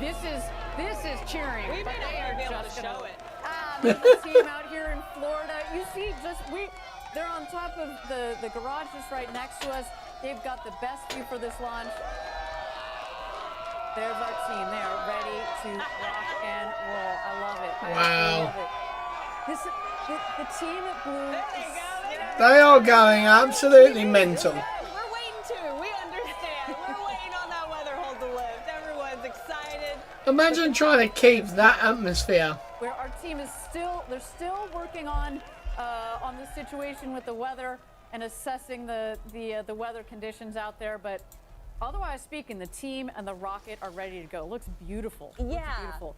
And I think what you were saying is, employees are so excited, and they're also very involved in community, and they're involved in schools, and Club for the Future gives us that opportunity. Yeah, and it's not an accident in the sense that, our vision is millions of people living and working in space for the benefit of Earth. That's right. Right? For all of And For the benefit of Earth. We need to 3 steps to that.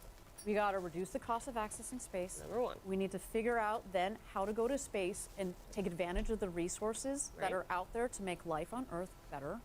And the third key part of that is inspiring the next generation, because this is not a project that is done in 6 months. This is not building an app, right? Like this is forever. Decadal, generational. We're still taking the time. And if we don't have a strong next generation to pass the baton to, that is super excited Right. and is trained and is motivated to do so, then what are we doing? Knowledge right? is power. It fades if you don't pass that baton on. And so that's why at Blue we've made it a core part of what we do. And what I don't use like the big, we Blue Origin, but literally as individuals, there are so many of us that we call club ambassadors. That go I'm one of them. Yeah, I am You're also one of them.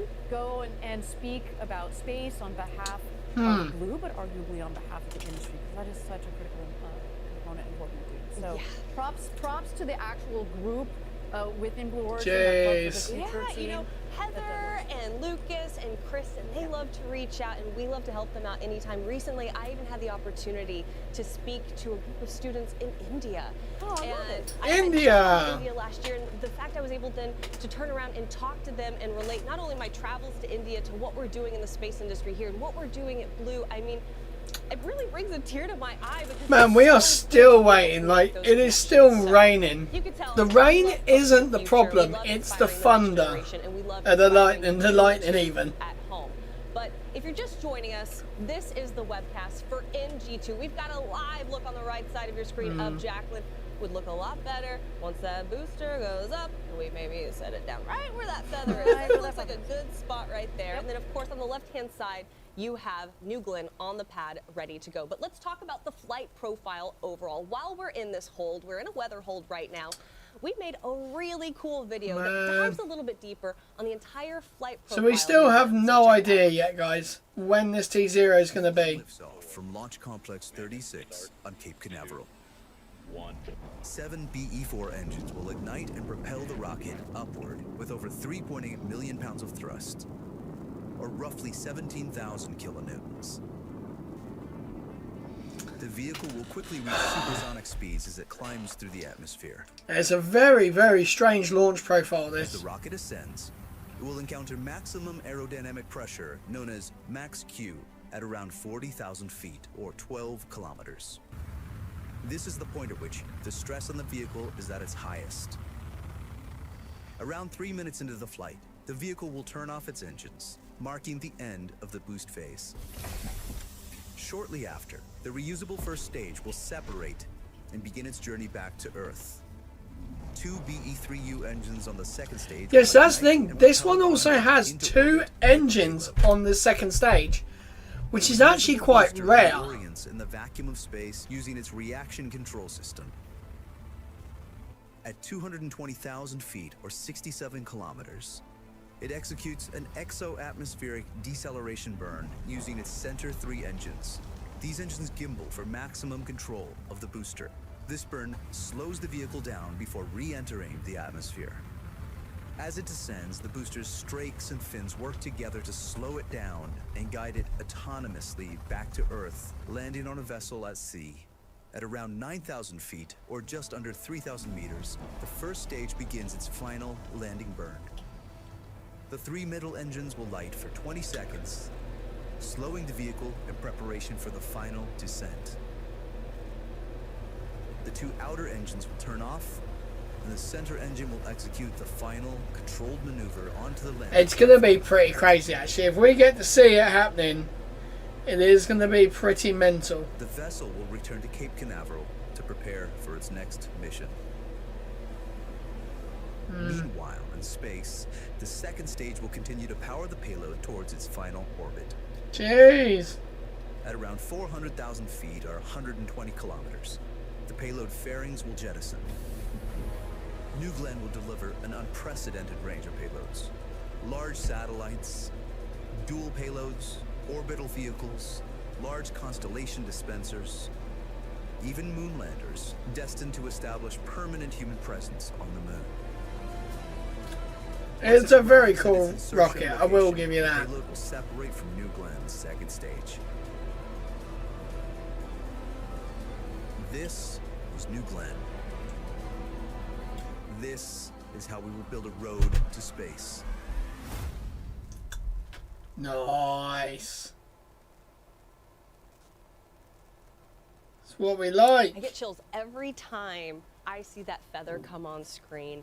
It's such a great piece pulled together to really explain what's going to be happening with NG2. So there you go. You have a live look, though, of New Glenn on the pad. Now you understand the entire flight profile.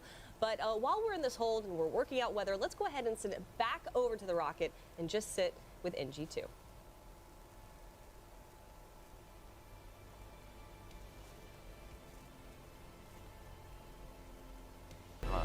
Hello Danny, welcome back.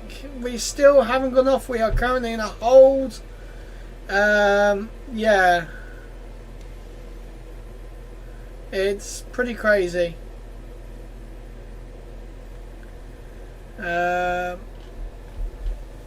a bit annoying, but hey, that is what happens.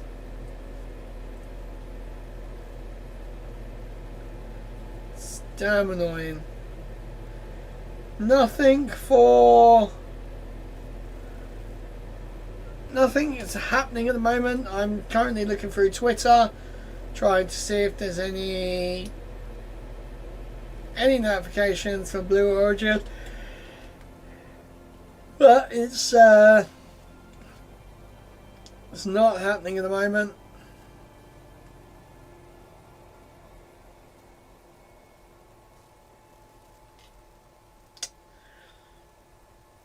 All Sorry, friends, you are watching the webcast for NG2. We are currently in a hold at about the L-20-minute mark. And I got an update for you guys. We're waiting on weather. You might be looking at that and be like, the weather looks pretty good, Tab. But then and I'd be like, you're right. It's looking a lot better, huh?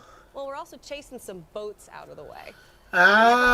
Boats in the area. Some boats that are essentially being told, hey, you're in our flight path. You gotta get out of here. They should have known that to begin with, but that's just one of the other things that you deal with. Is it Elon on a boat?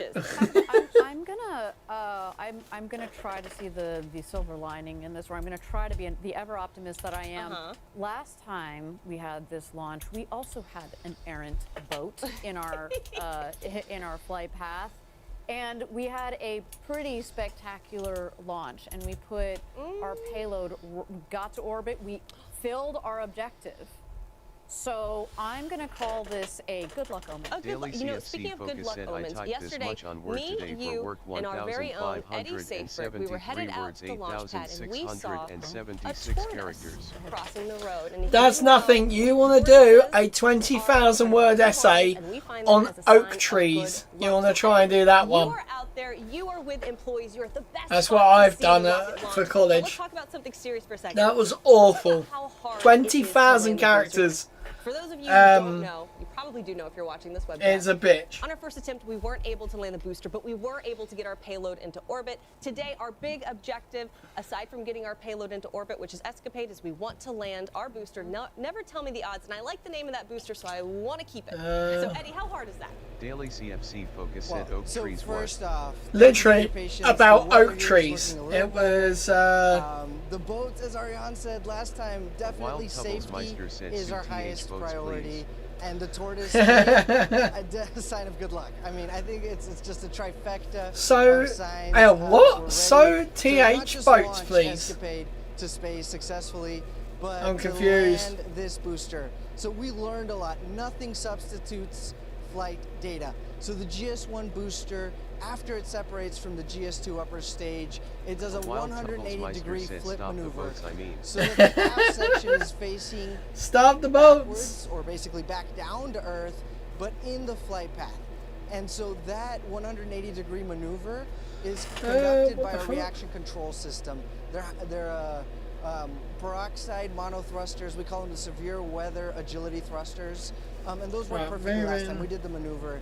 And then the BE4 engine goes for reignition. So the 3 center engines reignite what we call the exo-atmospheric re-entry burn. And its entire purpose is to slow down the GS1 as it re-enters the atmosphere so that its superior aerodynamic performance, those long strakes, those forward fins, can guide the GS1 booster I'm getting shit for some reason on my phone. Yeah, Eddie, thank you for such a good explanation for here we go. Because it took a little bit for me to understand too exactly. I'm like, stop the boats. And it's like, it's more like move that boat. Olympics, and you watch someone run fast, you're like, oh, I can do that. Right, so we got 8 votes so far. Someone said it's going to blow up. Someone says no, and the rest of you say yes, it is going to land. Damn. Here we are at about L-20 minutes. We're going to toss it right back over to the rocket. New Glenn is on the pad. It is feeling cool. It is looking cool, and it is literally, Ariane, very cool right now. Oh, so sad. A wild Tubblesmeister said try 20,000 words on how social media would have an impact on an eco-town before social media was as big as it is now and how they could use it to their advantage. That's pretty good. That's a nice. I like that. That's easy.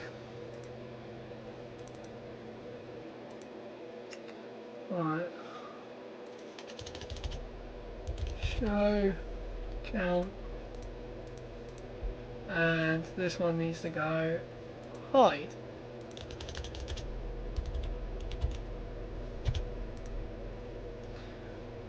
Right guys, I'm just going to test to see if something works. Please ignore the count down timer above up here. So this is only going to be for Facebook No, not for Facebook, for YouTube. A wild Tubblesmeister said, have you FD up latency again? No, I believe... Oh, shit. Do you know what? I probably have. Yes, I have. Yes, I forgot to turn latency down. My bad. Sorry. I knew there was something funky about it. Oh, look at that methane. The hydrogen blowing off. That's cool. Right, here we go. I'm gonna see if this works. Yep, that works. Brilliant. And then this one should. Yeah. See, I like these slightly.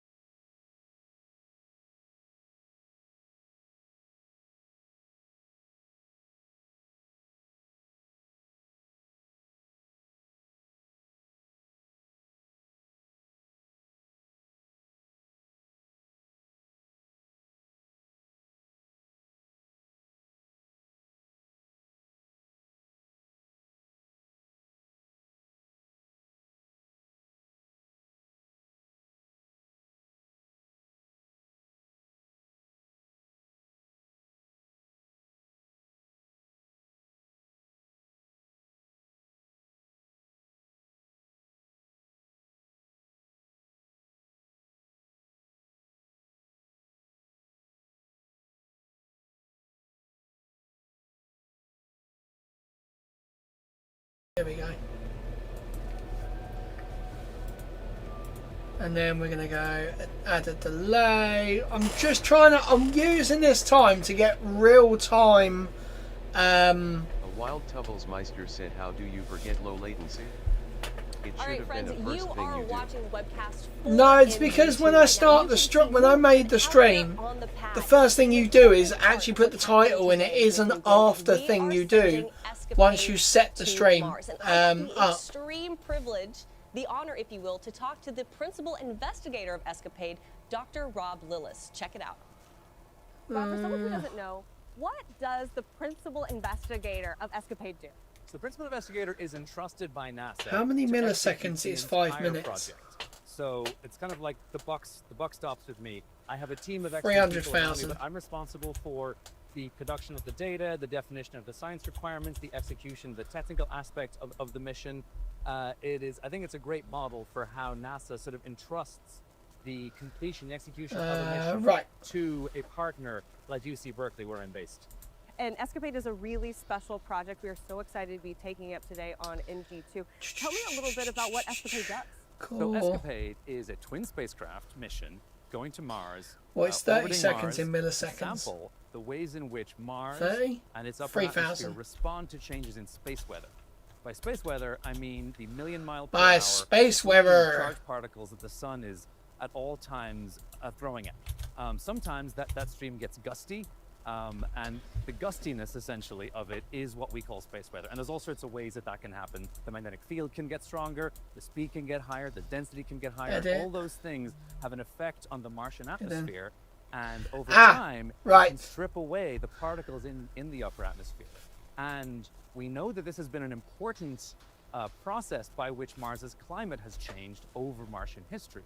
Early in Mars history, up to about 2 billion years ago, Mars was at least occasionally warm and wet. It had a thick atmosphere. It was habitable. We don't know whether life actually existed, but it was habitable there. But then in the last 2 billion years, it's lost most of its atmosphere. And we think that the stripping of the atmosphere by the solar wind is a big reason why that happened.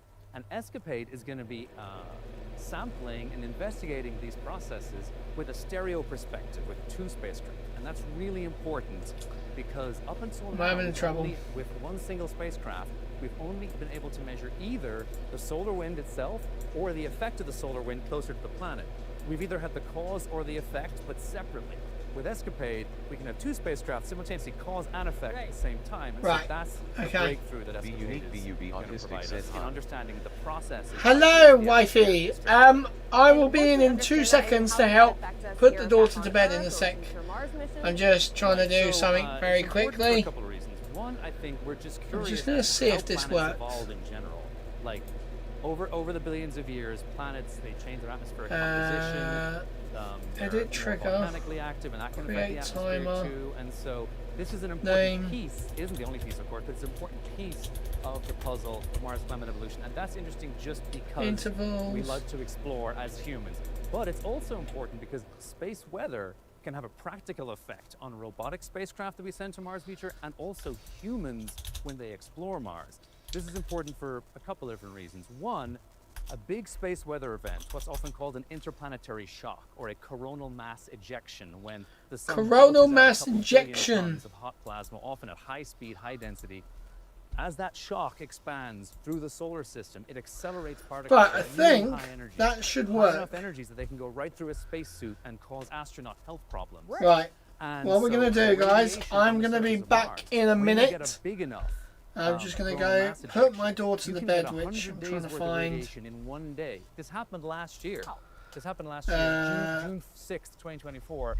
The usual background level radiation a wild was Tumblesmeister said just throw Chucky, she will bounce. yeah. That is true. She probably would just bounce. From your radiation shelter when that happens. So ESCAPADE's measurements are going to enable us to better forecast those radiation hazards. There's another reason too ESCAPADE's important, because we're also going to be studying the I'm actually going to move it. So this is a layer I like to move it, move it. Where's the move it, move it? That's important because that layer, it distorts radio signals as they pass through it. And understanding the variability and the structure of I'll be right back, guys. I'm gonna distortions for communication, but also for navigation, because make it there, perfect. GPS on Mars eventually. Right, guys, I shall be back in a little bit. Enjoy the thing. We will see when it actually is going to go. Bye, guys. I'll see you in a second. That's all behind the scenes on Earth. We want to be able to do that same error correction on Mars, and ESCAPADE will help us understand the ionosphere. It's really cool to know that we're thinking about these future problems now. Yeah. And speaking of things that are happening in the future, I mean, ESCAPADE is not going to be making it actually to Mars. The spacecrafts aren't going to be there for at least 2027. That's right. That's right indeed. Yeah. So what happens once ESCAPADE deploys? Kind of tell me more about the trajectory. Okay, well, so after it deploys, first of all, there's a few important checkouts we have to do. The first thing is we got to deploy the solar panels and we got to get it to speak to us. And so actually the viewers will be interested to know that we may not hear from the spacecraft for up to 3 hours after launch. And that is by design. Okay. Because we have 2 antennas, one on either side of the spacecraft, and they only work one at a time. And we don't know which one necessarily is going to be pointed towards Earth initially. So if the one that turns on first happens to be pointed away from Earth, we got to wait 2 hours until it decides, oh, I'm not hearing from Earth, and it switches over to the other one. So no one should panic if we don't hear from it within that first hour. But once we know that we have signal, we're hearing from it, and we know the solar panels are deployed and they're facing the sun, so that's called power positive. So it's a safe and a stable mode. Then we can relax, and then we can start focusing on the longer term aspects of the mission. And you mentioned trajectory. So yes, we are taking quite an unusual path to Mars. We are going to spend about a year in a very large Earth orbit, fairly gravitationally bound to the Earth. We're calling this the loitering phase. It's in the shape of a kidney bean. It kind of goes like this. And next November 2026, We're going to come back to Earth after going more than 2 million miles away. We're going to come back to only 600 kilometers above the surface. We're going to use Earth's gravity and burn our engines at that point, taking advantage of Earth's gravity to slingshot ourselves toward Mars. Because early November next year is when the interplanetary window opens for a transit from Earth to Mars. So all Mars missions before us have had to wait until this narrow 3 or 4 week window every 25 months. We're launching halfway between these two windows, so we're just going to kind of hang out in near Earth space until it's time to go to Mars. And this has never been done before. And this is really, really exciting because this actually opens up the possibility in the future. If humans want to actually settle Mars, we're going to have to send hundreds, maybe even thousands of ships to Mars within that 2 or 3 or 4 week window. And there aren't enough launch pads on Earth to reliably do that just within that window. So we could launch them over the course of a whole year, maybe, and we could like sort of queue them up, so that they're kind of lined up so they can go when that window opens. And so this is hopefully going to pioneer a way to essentially enable interplanetary settlement in the distant future. Who knows? And once the mission actually starts, how long is the mission going to be going on? So, so I mentioned November 2026. That's when we start our interplanetary cruise. We spend 10 months in that cruise to Mars, doing little trajectory correction maneuvers all the time, little tiny engine burns to like just, barely tweak our path so that we can intercept Mars in early September 2027. And that's when we got to do another big engine burn to be captured by Mars's gravity. And that's when we will be in Mars orbit. Then we spend another 7-8 months-ish adjusting the orbits. Wow. So first of all, lowering the orbits, then adjusting the orbits. And this is important because ESCAPADE is doing another thing that's never been done before, which is the first ever formation flying around another planet, other than the Earth or a lot of firsts on this the one. Moon. It's kind of like pearls on a string. Both spacecraft have to get into the same orbit. And it takes a while to adjust both orbits to make that happen. And also in the middle of that, there's what we call solar conjunction, where the sun gets in the way between Earth and Mars, and we can't talk to it for a whole month. So we kind of just have to chill out, go into safe mode, and just wait. And so this is the reason why it's going to take us an additional 7 months after we get to Mars before we can start the science mission in spring 2028. And then we have an 11-month science mission, and that's also in... So this is going to take us all the way into 2029. Yes, exactly, yeah. It's, I think, May 2029 is the nominal end of the science mission. And I mentioned the 2 spacecraft are going to be the pearls on a string. We do that for the first 6 months. And that's important because we want to know how the upper atmosphere of Mars is changing minute to minute. So in the past, with only single orbiter missions, we've had to wait 4 or 5 hours to see how things have changed. And by that point, the planet's turned a quarter rotation, things are different. We don't know how anything changes on short timescales at all on Mars. ESCAPADE is going to pass through the same part of the upper atmosphere twice in a quick succession. So 2 minutes to 30 minutes apart to see how it changes on those short time scales. Once we're done with that, then we raise one orbit, we lower the other orbit, and then the 2 orbits are different, and they start precessing. This is a word for the orbital planes moving with respect to each other. Okay. And this allows the 2 spacecraft to get much further apart from each other to make those simultaneous cause and effect measurements that I mentioned earlier, to understand the real-time response of the upper atmosphere to the space weather events. And so, with all that, understanding how ESCAPADE works, knowing that this mission is going into 2029, how do you feel today? I feel excited. I feel a little anxious, as everyone does on launch day, but I am super, super excited. I'm proud of everyone who worked on ESCAPADE at Blue Origin, at Rocket Lab, at Berkeley, at Embry-Riddle, all of our partners. Advanced Space LLC, they were the ones who did most of the work to design this innovative path to Mars as well. And so I'm just so proud of the whole team. Probably thousands of people have worked on bits of it up to this point. And we're so excited to reach this day, the culmination of so much effort and the beginning of the next chapter.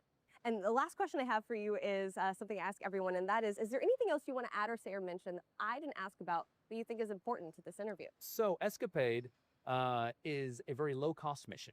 ESCAPADE is only about 1/10 of the typical cost of a NASA planetary mission. This is a radical experiment by NASA in seeing whether they can accept slightly higher risk and less oversight in exchange for a much lower cost. And the idea being that overall you get way more science per dollar if you do this. And We call it bang for your buck. Bang for your buck, science for your dollar, and it's because we are embracing, as I said, a lighter sort of a touch by NASA. We're using more commercial off-the-shelf parts. There are fewer reviews. There are fewer sort of requirements. NASA's kind of letting us run a little more than they would typically. And NASA's oversight is often what drives a lot of cost. That's great, but it does come at a cost. And so this is hopefully a new way of doing at least a fraction of NASA's science portfolio. And just as I return, we have a rocket launch, but there is a problem, guys. This is an exception. They have just tweeted saying that although the weather is clear, there is a ground support issue. It was all built right here. It was all built right here. So we might potentially It was all built right here, yeah. still have a problem. Appreciate your time. Cheers, bye-bye.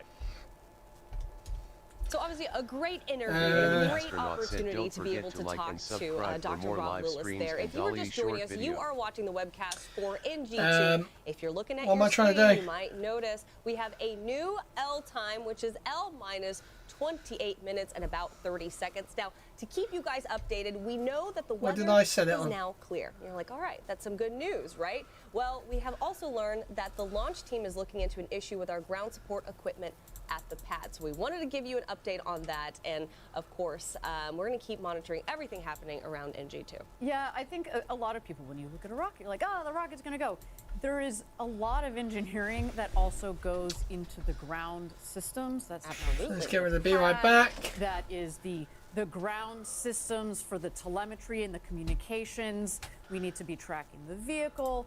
But like out there on the 27, pad actually is a 30. feat of engineering in its own right. Cool. In fact, this Launch Complex 36, we were talking about it earlier in the webcast. It's been used as a launch complex for decades before us. But we great history. There was actually the first ever launch and built was from the amount that of pad, basically. data.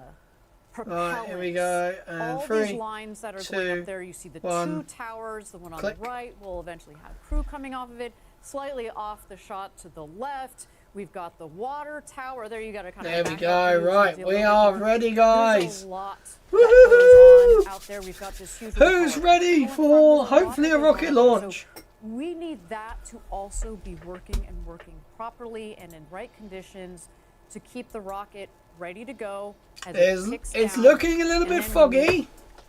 we will turn But that obviously, is due to the rain, I show, if you believe. will, over to the rocket.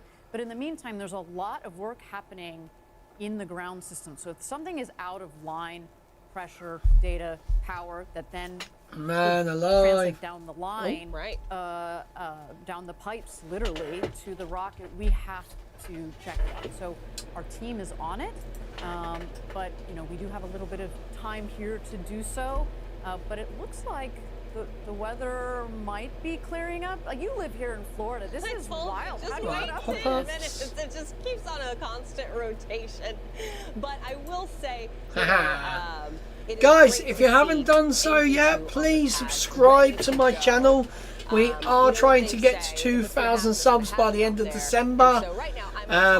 We've got a nice little time the other day. We had a couple more subscribers. So any subs will be beneficial to me. Thank you very much. Also, don't forget to like this stream, letting YouTube know that I'm doing a good job and that you are enjoying it. Here is a view of Jacqueline, the drone ship. Look at the bird. There's a bird on the drone ship. There's actually a couple. A wild Tubblesmeister said no. Fine, yeah, whatever. We do have a members only area. We have 2 membership levels. Both levels you get the same exact stuff. As of now, I will not be posting any members content. What I'm thinking of is that if you are a member and you join our Discord server, I'm going to set up a part in there, and then you'll get a link to a unlisted video if I do members only videos. So also tonight's video for what happened in spaceflight this week is going to be delayed.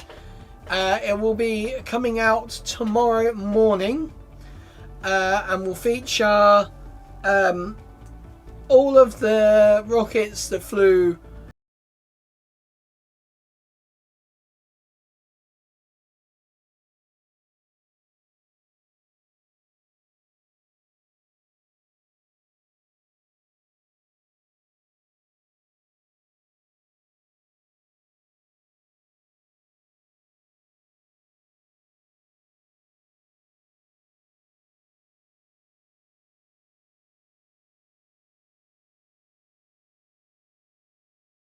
is better than a Sunday. I did think about the Sunday being a bit off on a day, but you never know. Minus just under 24 minutes. And Ariane, you and I have the distinct pleasure of being joined today by our very own Eddie Seyfert. And Eddie is one of my Who's favorite Eddie? people to talk to. It's me Uncle Eddie. Eddie knows all things engines, as do you. Eddie. Eddie. We're coming to you. Let's talk a little bit about our engines. He likes his Anytime. engines. Hey, Ariane, thank you for the opportunity to talk about our rocket engines, the liquid propulsion systems that, for me, are one of the highlights of today's show. So our BE4 engines, which are manufactured in Kent, Washington, and in Huntsville, Alabama, they're tested Huntsville, alongside Alabama. at our BE4 engine test stand, as well as at the historic 4670 test stand. Now, I'm a former test guy, and these BE4 engines are a medium performing variant of a high performance architecture, and the teams that test these rocket engines are just eking out more and more and more thrust, better ISP for these engines that serves our customers. So like, for example, this year we delivered our 30th BE4 engine to our customer, United Launch Alliance, and in the building that was behind me when this webcast started, we have multiple shipsets worth of BE4 engines for New Glenn. Oh wow.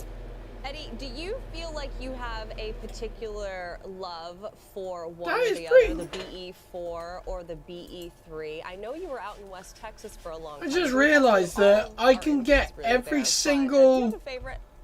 person who's it's ever impossible viewed to or have a chatted favorite, right? in They're all my great engines. For example, live streams. So you love one of your babies more than the Holy other, shit. huh, Eddie? That's crazy. Well, they're all great engines, right? BE3U, which runs on liquid oxygen, liquid hydrogen, is an open expander cycle. right. Those two molecules come together and they create a lot of energy and steam. And you know, BE3U originally started from the BE3 engine that now has flown 36 successful times on New Shepard. 36 times on New Shepard. Shepard, wow. 160,000 pounds of thrust. When it first flew earlier this year in January, it flew at 174,000 pounds of thrust. And this team What is this? kicking butt. They keep increasing It's those kicking thrust levels, butt, keeping guys. the performance high, and really it's all about the upper stage when it comes to the payload. And you see they're actually on the shot. We've got the two nozzles in the second stage of the BE3U. Right, add triggers. Those are huge nozzles. Eddie, do you want to talk about why those nozzles are so large on the BE3Us? Why do we have to have such massive Because nozzles? they're vacuum optimized. Right, so in the vacuum of space, these nozzles don't have the atmosphere to push back in them and crumple them when the exhaust is you know, being exhausted at supersonic, so faster than the speed of sound velocities. And that extra nozzle just gives you more momentum and higher specific impulse, right? 30 to 40 seconds more specific impulse, right? The analogy I like to use is if I had a big red balloon here in front of me, it would have pressure inside of it as a chamber, like a pressure vessel, and I would be holding it by its nozzle. It's a very technical term.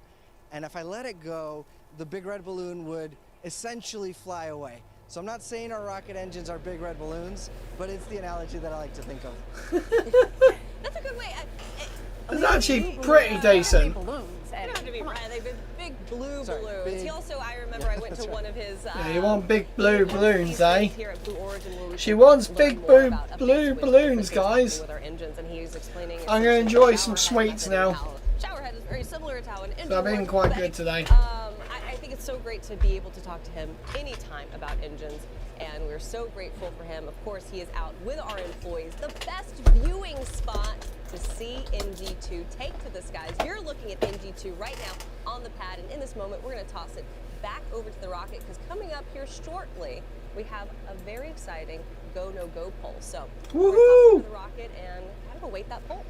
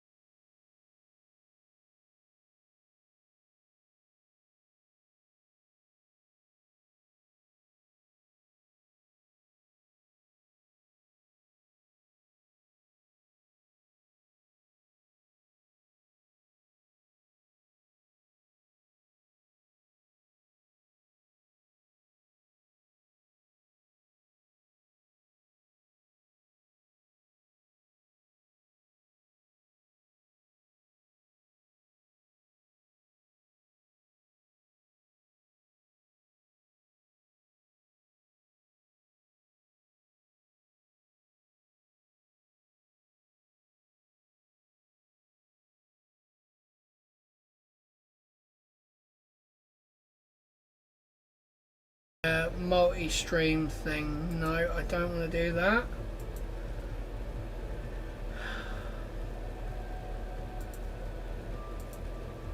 I just don't understand. Oh, what's going on? T-minus 17 minutes, guys. We are very close. All stations, this is the LV on count 1 with the go poll for final configurations and terminal count. Understand we are still pending GME final configurations and LVHD retraction, also pending weather. This is the go poll for final configs and terminal count. Alright, here we go, guys. I'm going to turn it up. DC go pending retraction of LVH. Test chat. Yep, chat's working. LC1 is no go pending. They have launched PDI load. Ooh. Understand you are a go pending the load. LC2. LC2 is go. LSO. Go. OSM. Go with the exception of weather. RC. Go. So it seems to be weather is definitely LVHT and PDI. AC. Weather is definitely our issue. Go. Recovery, that's good. Go. GC, LC1, LC2. Perform final configurations for terminal count. Report when ready for terminal count gate checks.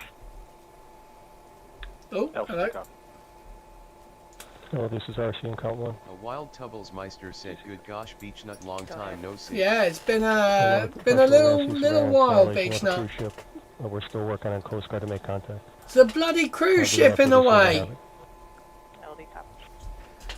There's a bloody cruise ship in the way.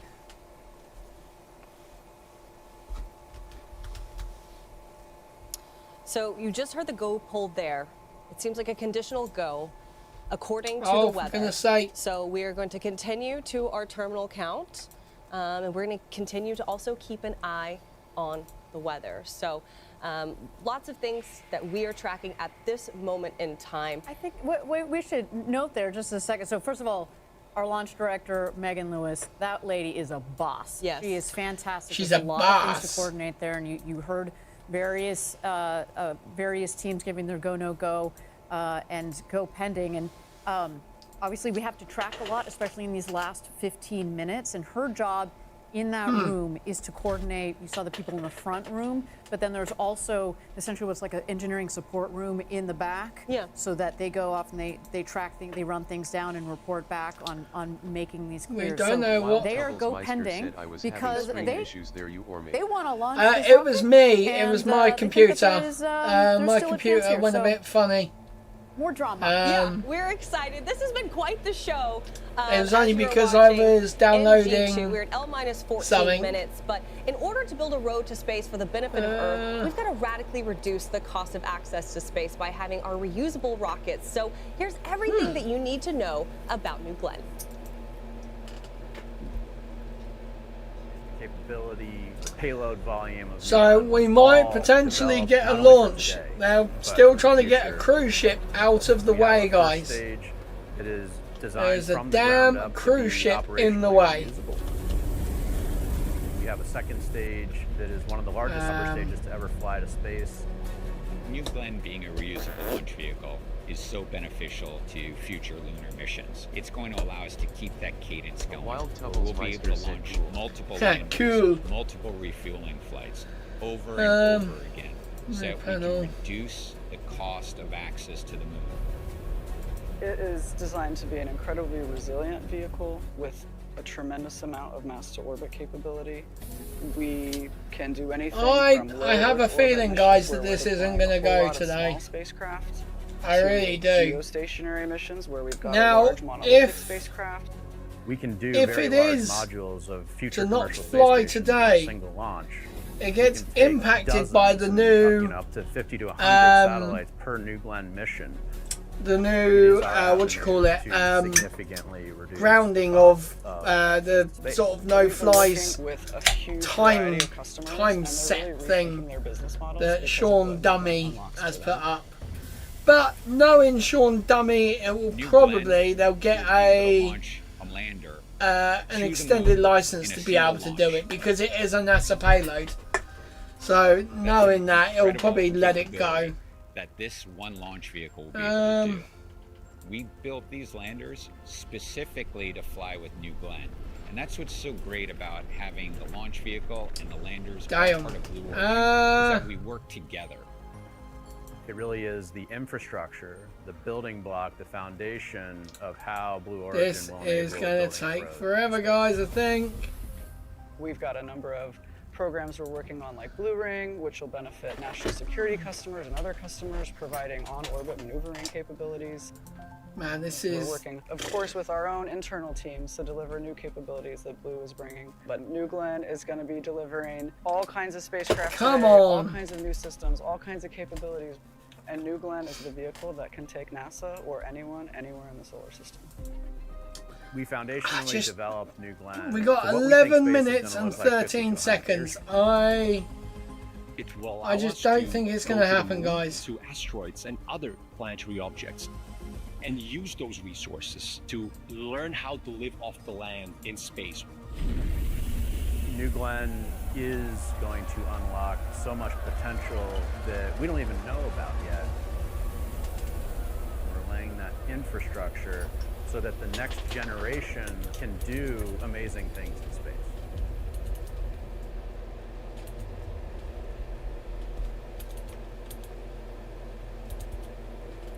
All right, we are at L-minus 10 minutes and 34 seconds to go from New Glenn's second launch.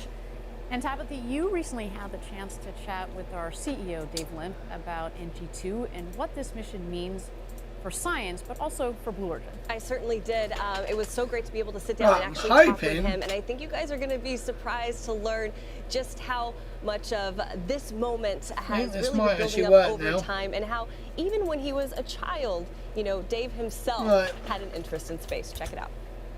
This is a really big moment for Blue Origin. Can you tell me how NG2 compares to NG1? Yeah, I think NG1 was obviously our first mission. There was lots to learn. Please work, please learn a lot, work. and unbelievably successful in that we made our goal, which was to get to orbit. This time we're going to be a little bit more ambitious, and we want to not only get to orbit, but we have our first paying customer this time with ESCAPADE, and get them off to Mars. That's the first part of our goal, and then the second part of the goal is to land the booster out on Jacqueline. And there is a lot of crackling. We have more so over here in annoying. the factory that we're building, Right, but we're we're turning going this to give it our down. best shot. Never Tell Me the Odds is pretty fitting for this. That's what the boost is called. Never Tell Me the Odds. For the first time. How are you going to feel if we land it? Well, I certainly will not channel my Still inner not secret working. ego. I will be very ecstatic. You know, I would be on pins and needles up to that point, but it would be a huge achievement for the team and for Blue. I think that we have a good chance, but if we don't, like I said, we can build more. But I will be over the moon if it happens. Now, New Glenn is obviously just one of the many systems we have here, right? We have New Shepard, we have Lunar, we have In-Space Systems. How are all of those organizations really working together to further our ultimate goals? Yeah, right, we have of what we do, some cherry aid here, guys. That's now what the drink of the stream is. Work and live in space, and you know they all have their individual. But as it relates to this particular mission, a huge amount of people have put work into it. Obviously, our engines team in building both the engines for the booster, the BE4s, and the BE3Us for the upper stage. We also have a huge amount of work by the New Glenn team building this vehicle, but also New Shepard has been a pathfinder. So all our avionics fly on New Shepard first, so that we can get a sense of what's going on there and get a sense what it's like to have flight-ready hardware. And so it takes a whole team, and it's a very big cross-functional effort across Blue.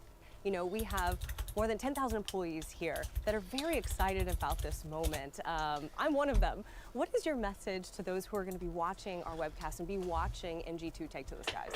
Well, I think everybody will be a little bit on pins and needles, I'm sure. But I would say that this is a culmination of a lot of work from a lot of teams. Right, okay. That might be the reason. Our journey. Obviously, we have a lot more rockets Not to make, sure. and a lot more customers to make happy as we move forward. But to the extent we're successful here, I hope everybody at Team Blue takes a pause, smiles a bit, celebrates, because it'll be a great achievement for us. And we'll take that deep breath, we'll sort of embrace the moment, and then move on, because we have a lot of customers waiting for us to succeed. And there's nothing that makes you happier in business and in your life when you see the smile on customers' faces. Did you ever think that you would be doing something like this in your career? When you're watching your rockets boy. launch? No. No, not in a million years. I was very happy making Fire TVs and Echoes, but it is a boyhood dream, and so to be able to have Why is it teach not myself every day integrations? and just amazed that I get to wake up and help this and lead this amazing team. Security, crime redemptions. The hell? I mean, in reference to that, one of the first things they ask you when you come onto Blue Origin is, what is your first memory of space? What is your first memory of space? Yeah, I have a lot of pictures. It turned out my third, fourth, and fifth birthday. Said hello, EBDB reporting for duty. Hello, EBDB. Welcome back to the channel, sir. Hope you are doing well. We have been waiting here for 2 hours and 20 minutes, and it's coming down to the last 6 minutes. And we're so grateful. There is a problem. There is a cruise ship in the range, which is a little bit of an issue. In fact, I can bloody see it. You are just tuning in. You can see it. NG2, we are at L under 6 minutes. We have to tell you guys right now. Tracker. Said hello, good sir. Yeah, you can see it. It's actually just over there, right above the pole. Just in time. To our moment of launch, the cruise ship should be out of the way. But we're still keeping our eyes on that weather, Ariane. Absolutely, but with that, we're under 6 minutes to go. Let's go out to Eddie, because you realize we're about 5 minutes to go from the launch. Eddie, how's everybody feeling out there? Yeah, it is hype out here. Right, I'm gonna try and find. Excited to be at less than 5 minutes before launch. A wild Tubblesmeister said, I wonder if Jane McDonald is on it. So, it looks like Yeah, we got Rooster, and the flag. Everybody's ahead. Rooster. I would imagine it's that one. ESCAPADE, and this is the team. No, it's a cargo ship. The rocket today. They helped Tug, build it. passenger ship. Amazing. They are absolutely psyched. What we're waiting for here is a go no go, final go no go. We're bringing this down. Massive cock. On this one, we want to launch before our window, so we're waiting on the cargo ship. That's great to go. Tanker. Oh, Eddie. Let's go blue. Let's go blue. Thank you so much. We are hyped. They are hyped. Since we are at essentially L minus 4 minutes, let's go ahead and toss it back over to the rocket said right now. that's a risk they will have to take. Oh yeah, definitely, yeah. And it looks like it's going to be out of the way, which is absolutely brilliant.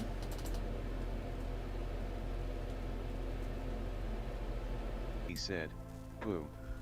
Yeah, I haven't got that one set back up yet. I want to get it set back up. I've been doing a few more things to the stream. That is one of them that I actually want to add. Do you know what? I'm going to find out where it is. Where is that? That's one thing I'm going to do right now. I think I might have accidentally deleted that. Playable media. There we go. Right. Encoding. Yeah, I know. You might have a few little issues now, guys, because I've got a few little windows open. And right.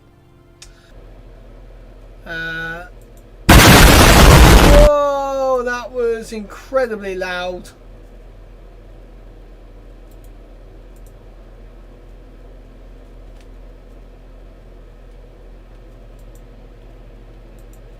Right. Right, I need to have it on to set the noise of it.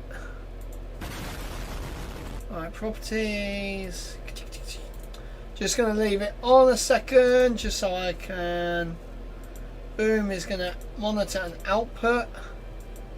Here we go, and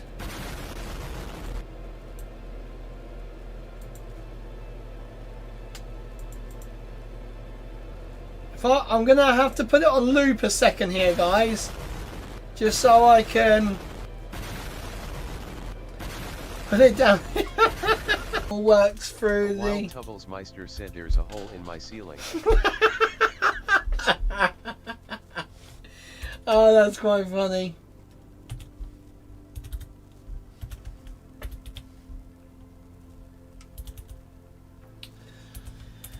Oh, yeah, I didn't know. I did not know how loud that was going to be.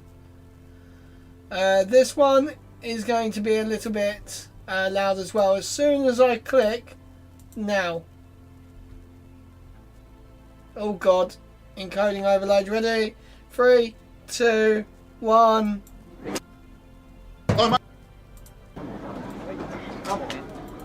Gentlemen, this is Democracy Manifest. Get these all What is the again. charge? Eating a meal? A succulent Chinese meal?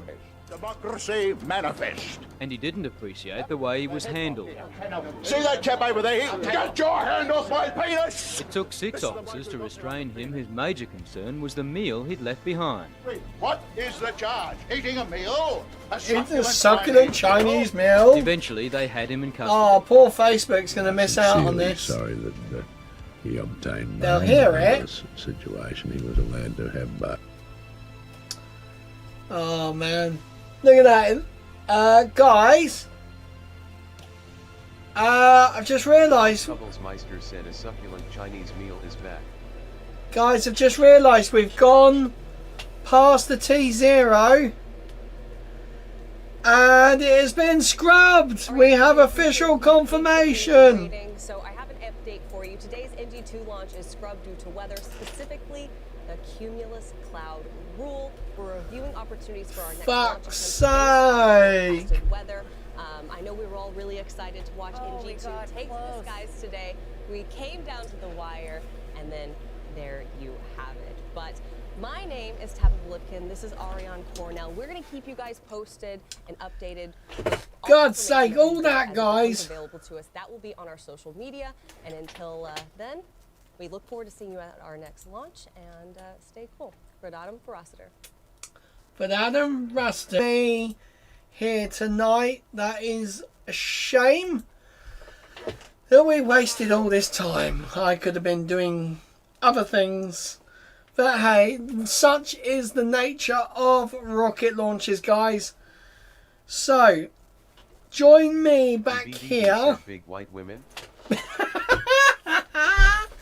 Big Willie Walker. BB said BWW. I'm going Big Willie Walker. That's what I'm thinking. Big Willie Walker. Wild Tubbles Meister said B-dubs. B-dubs. I love it, I love it, I love it. So, the next rocket launch is set to be... Fucking hell, when is the next... tomorrow morning. So, the problem is, tomorrow's launch would be in the new... A Wild Tubbles Meister said Aruba, Jamaica. Oh, I wanna take ya Bermuda, Bahama. Come on pretty mama Key Largo, Montego baby. Why don't we go? Jamaica!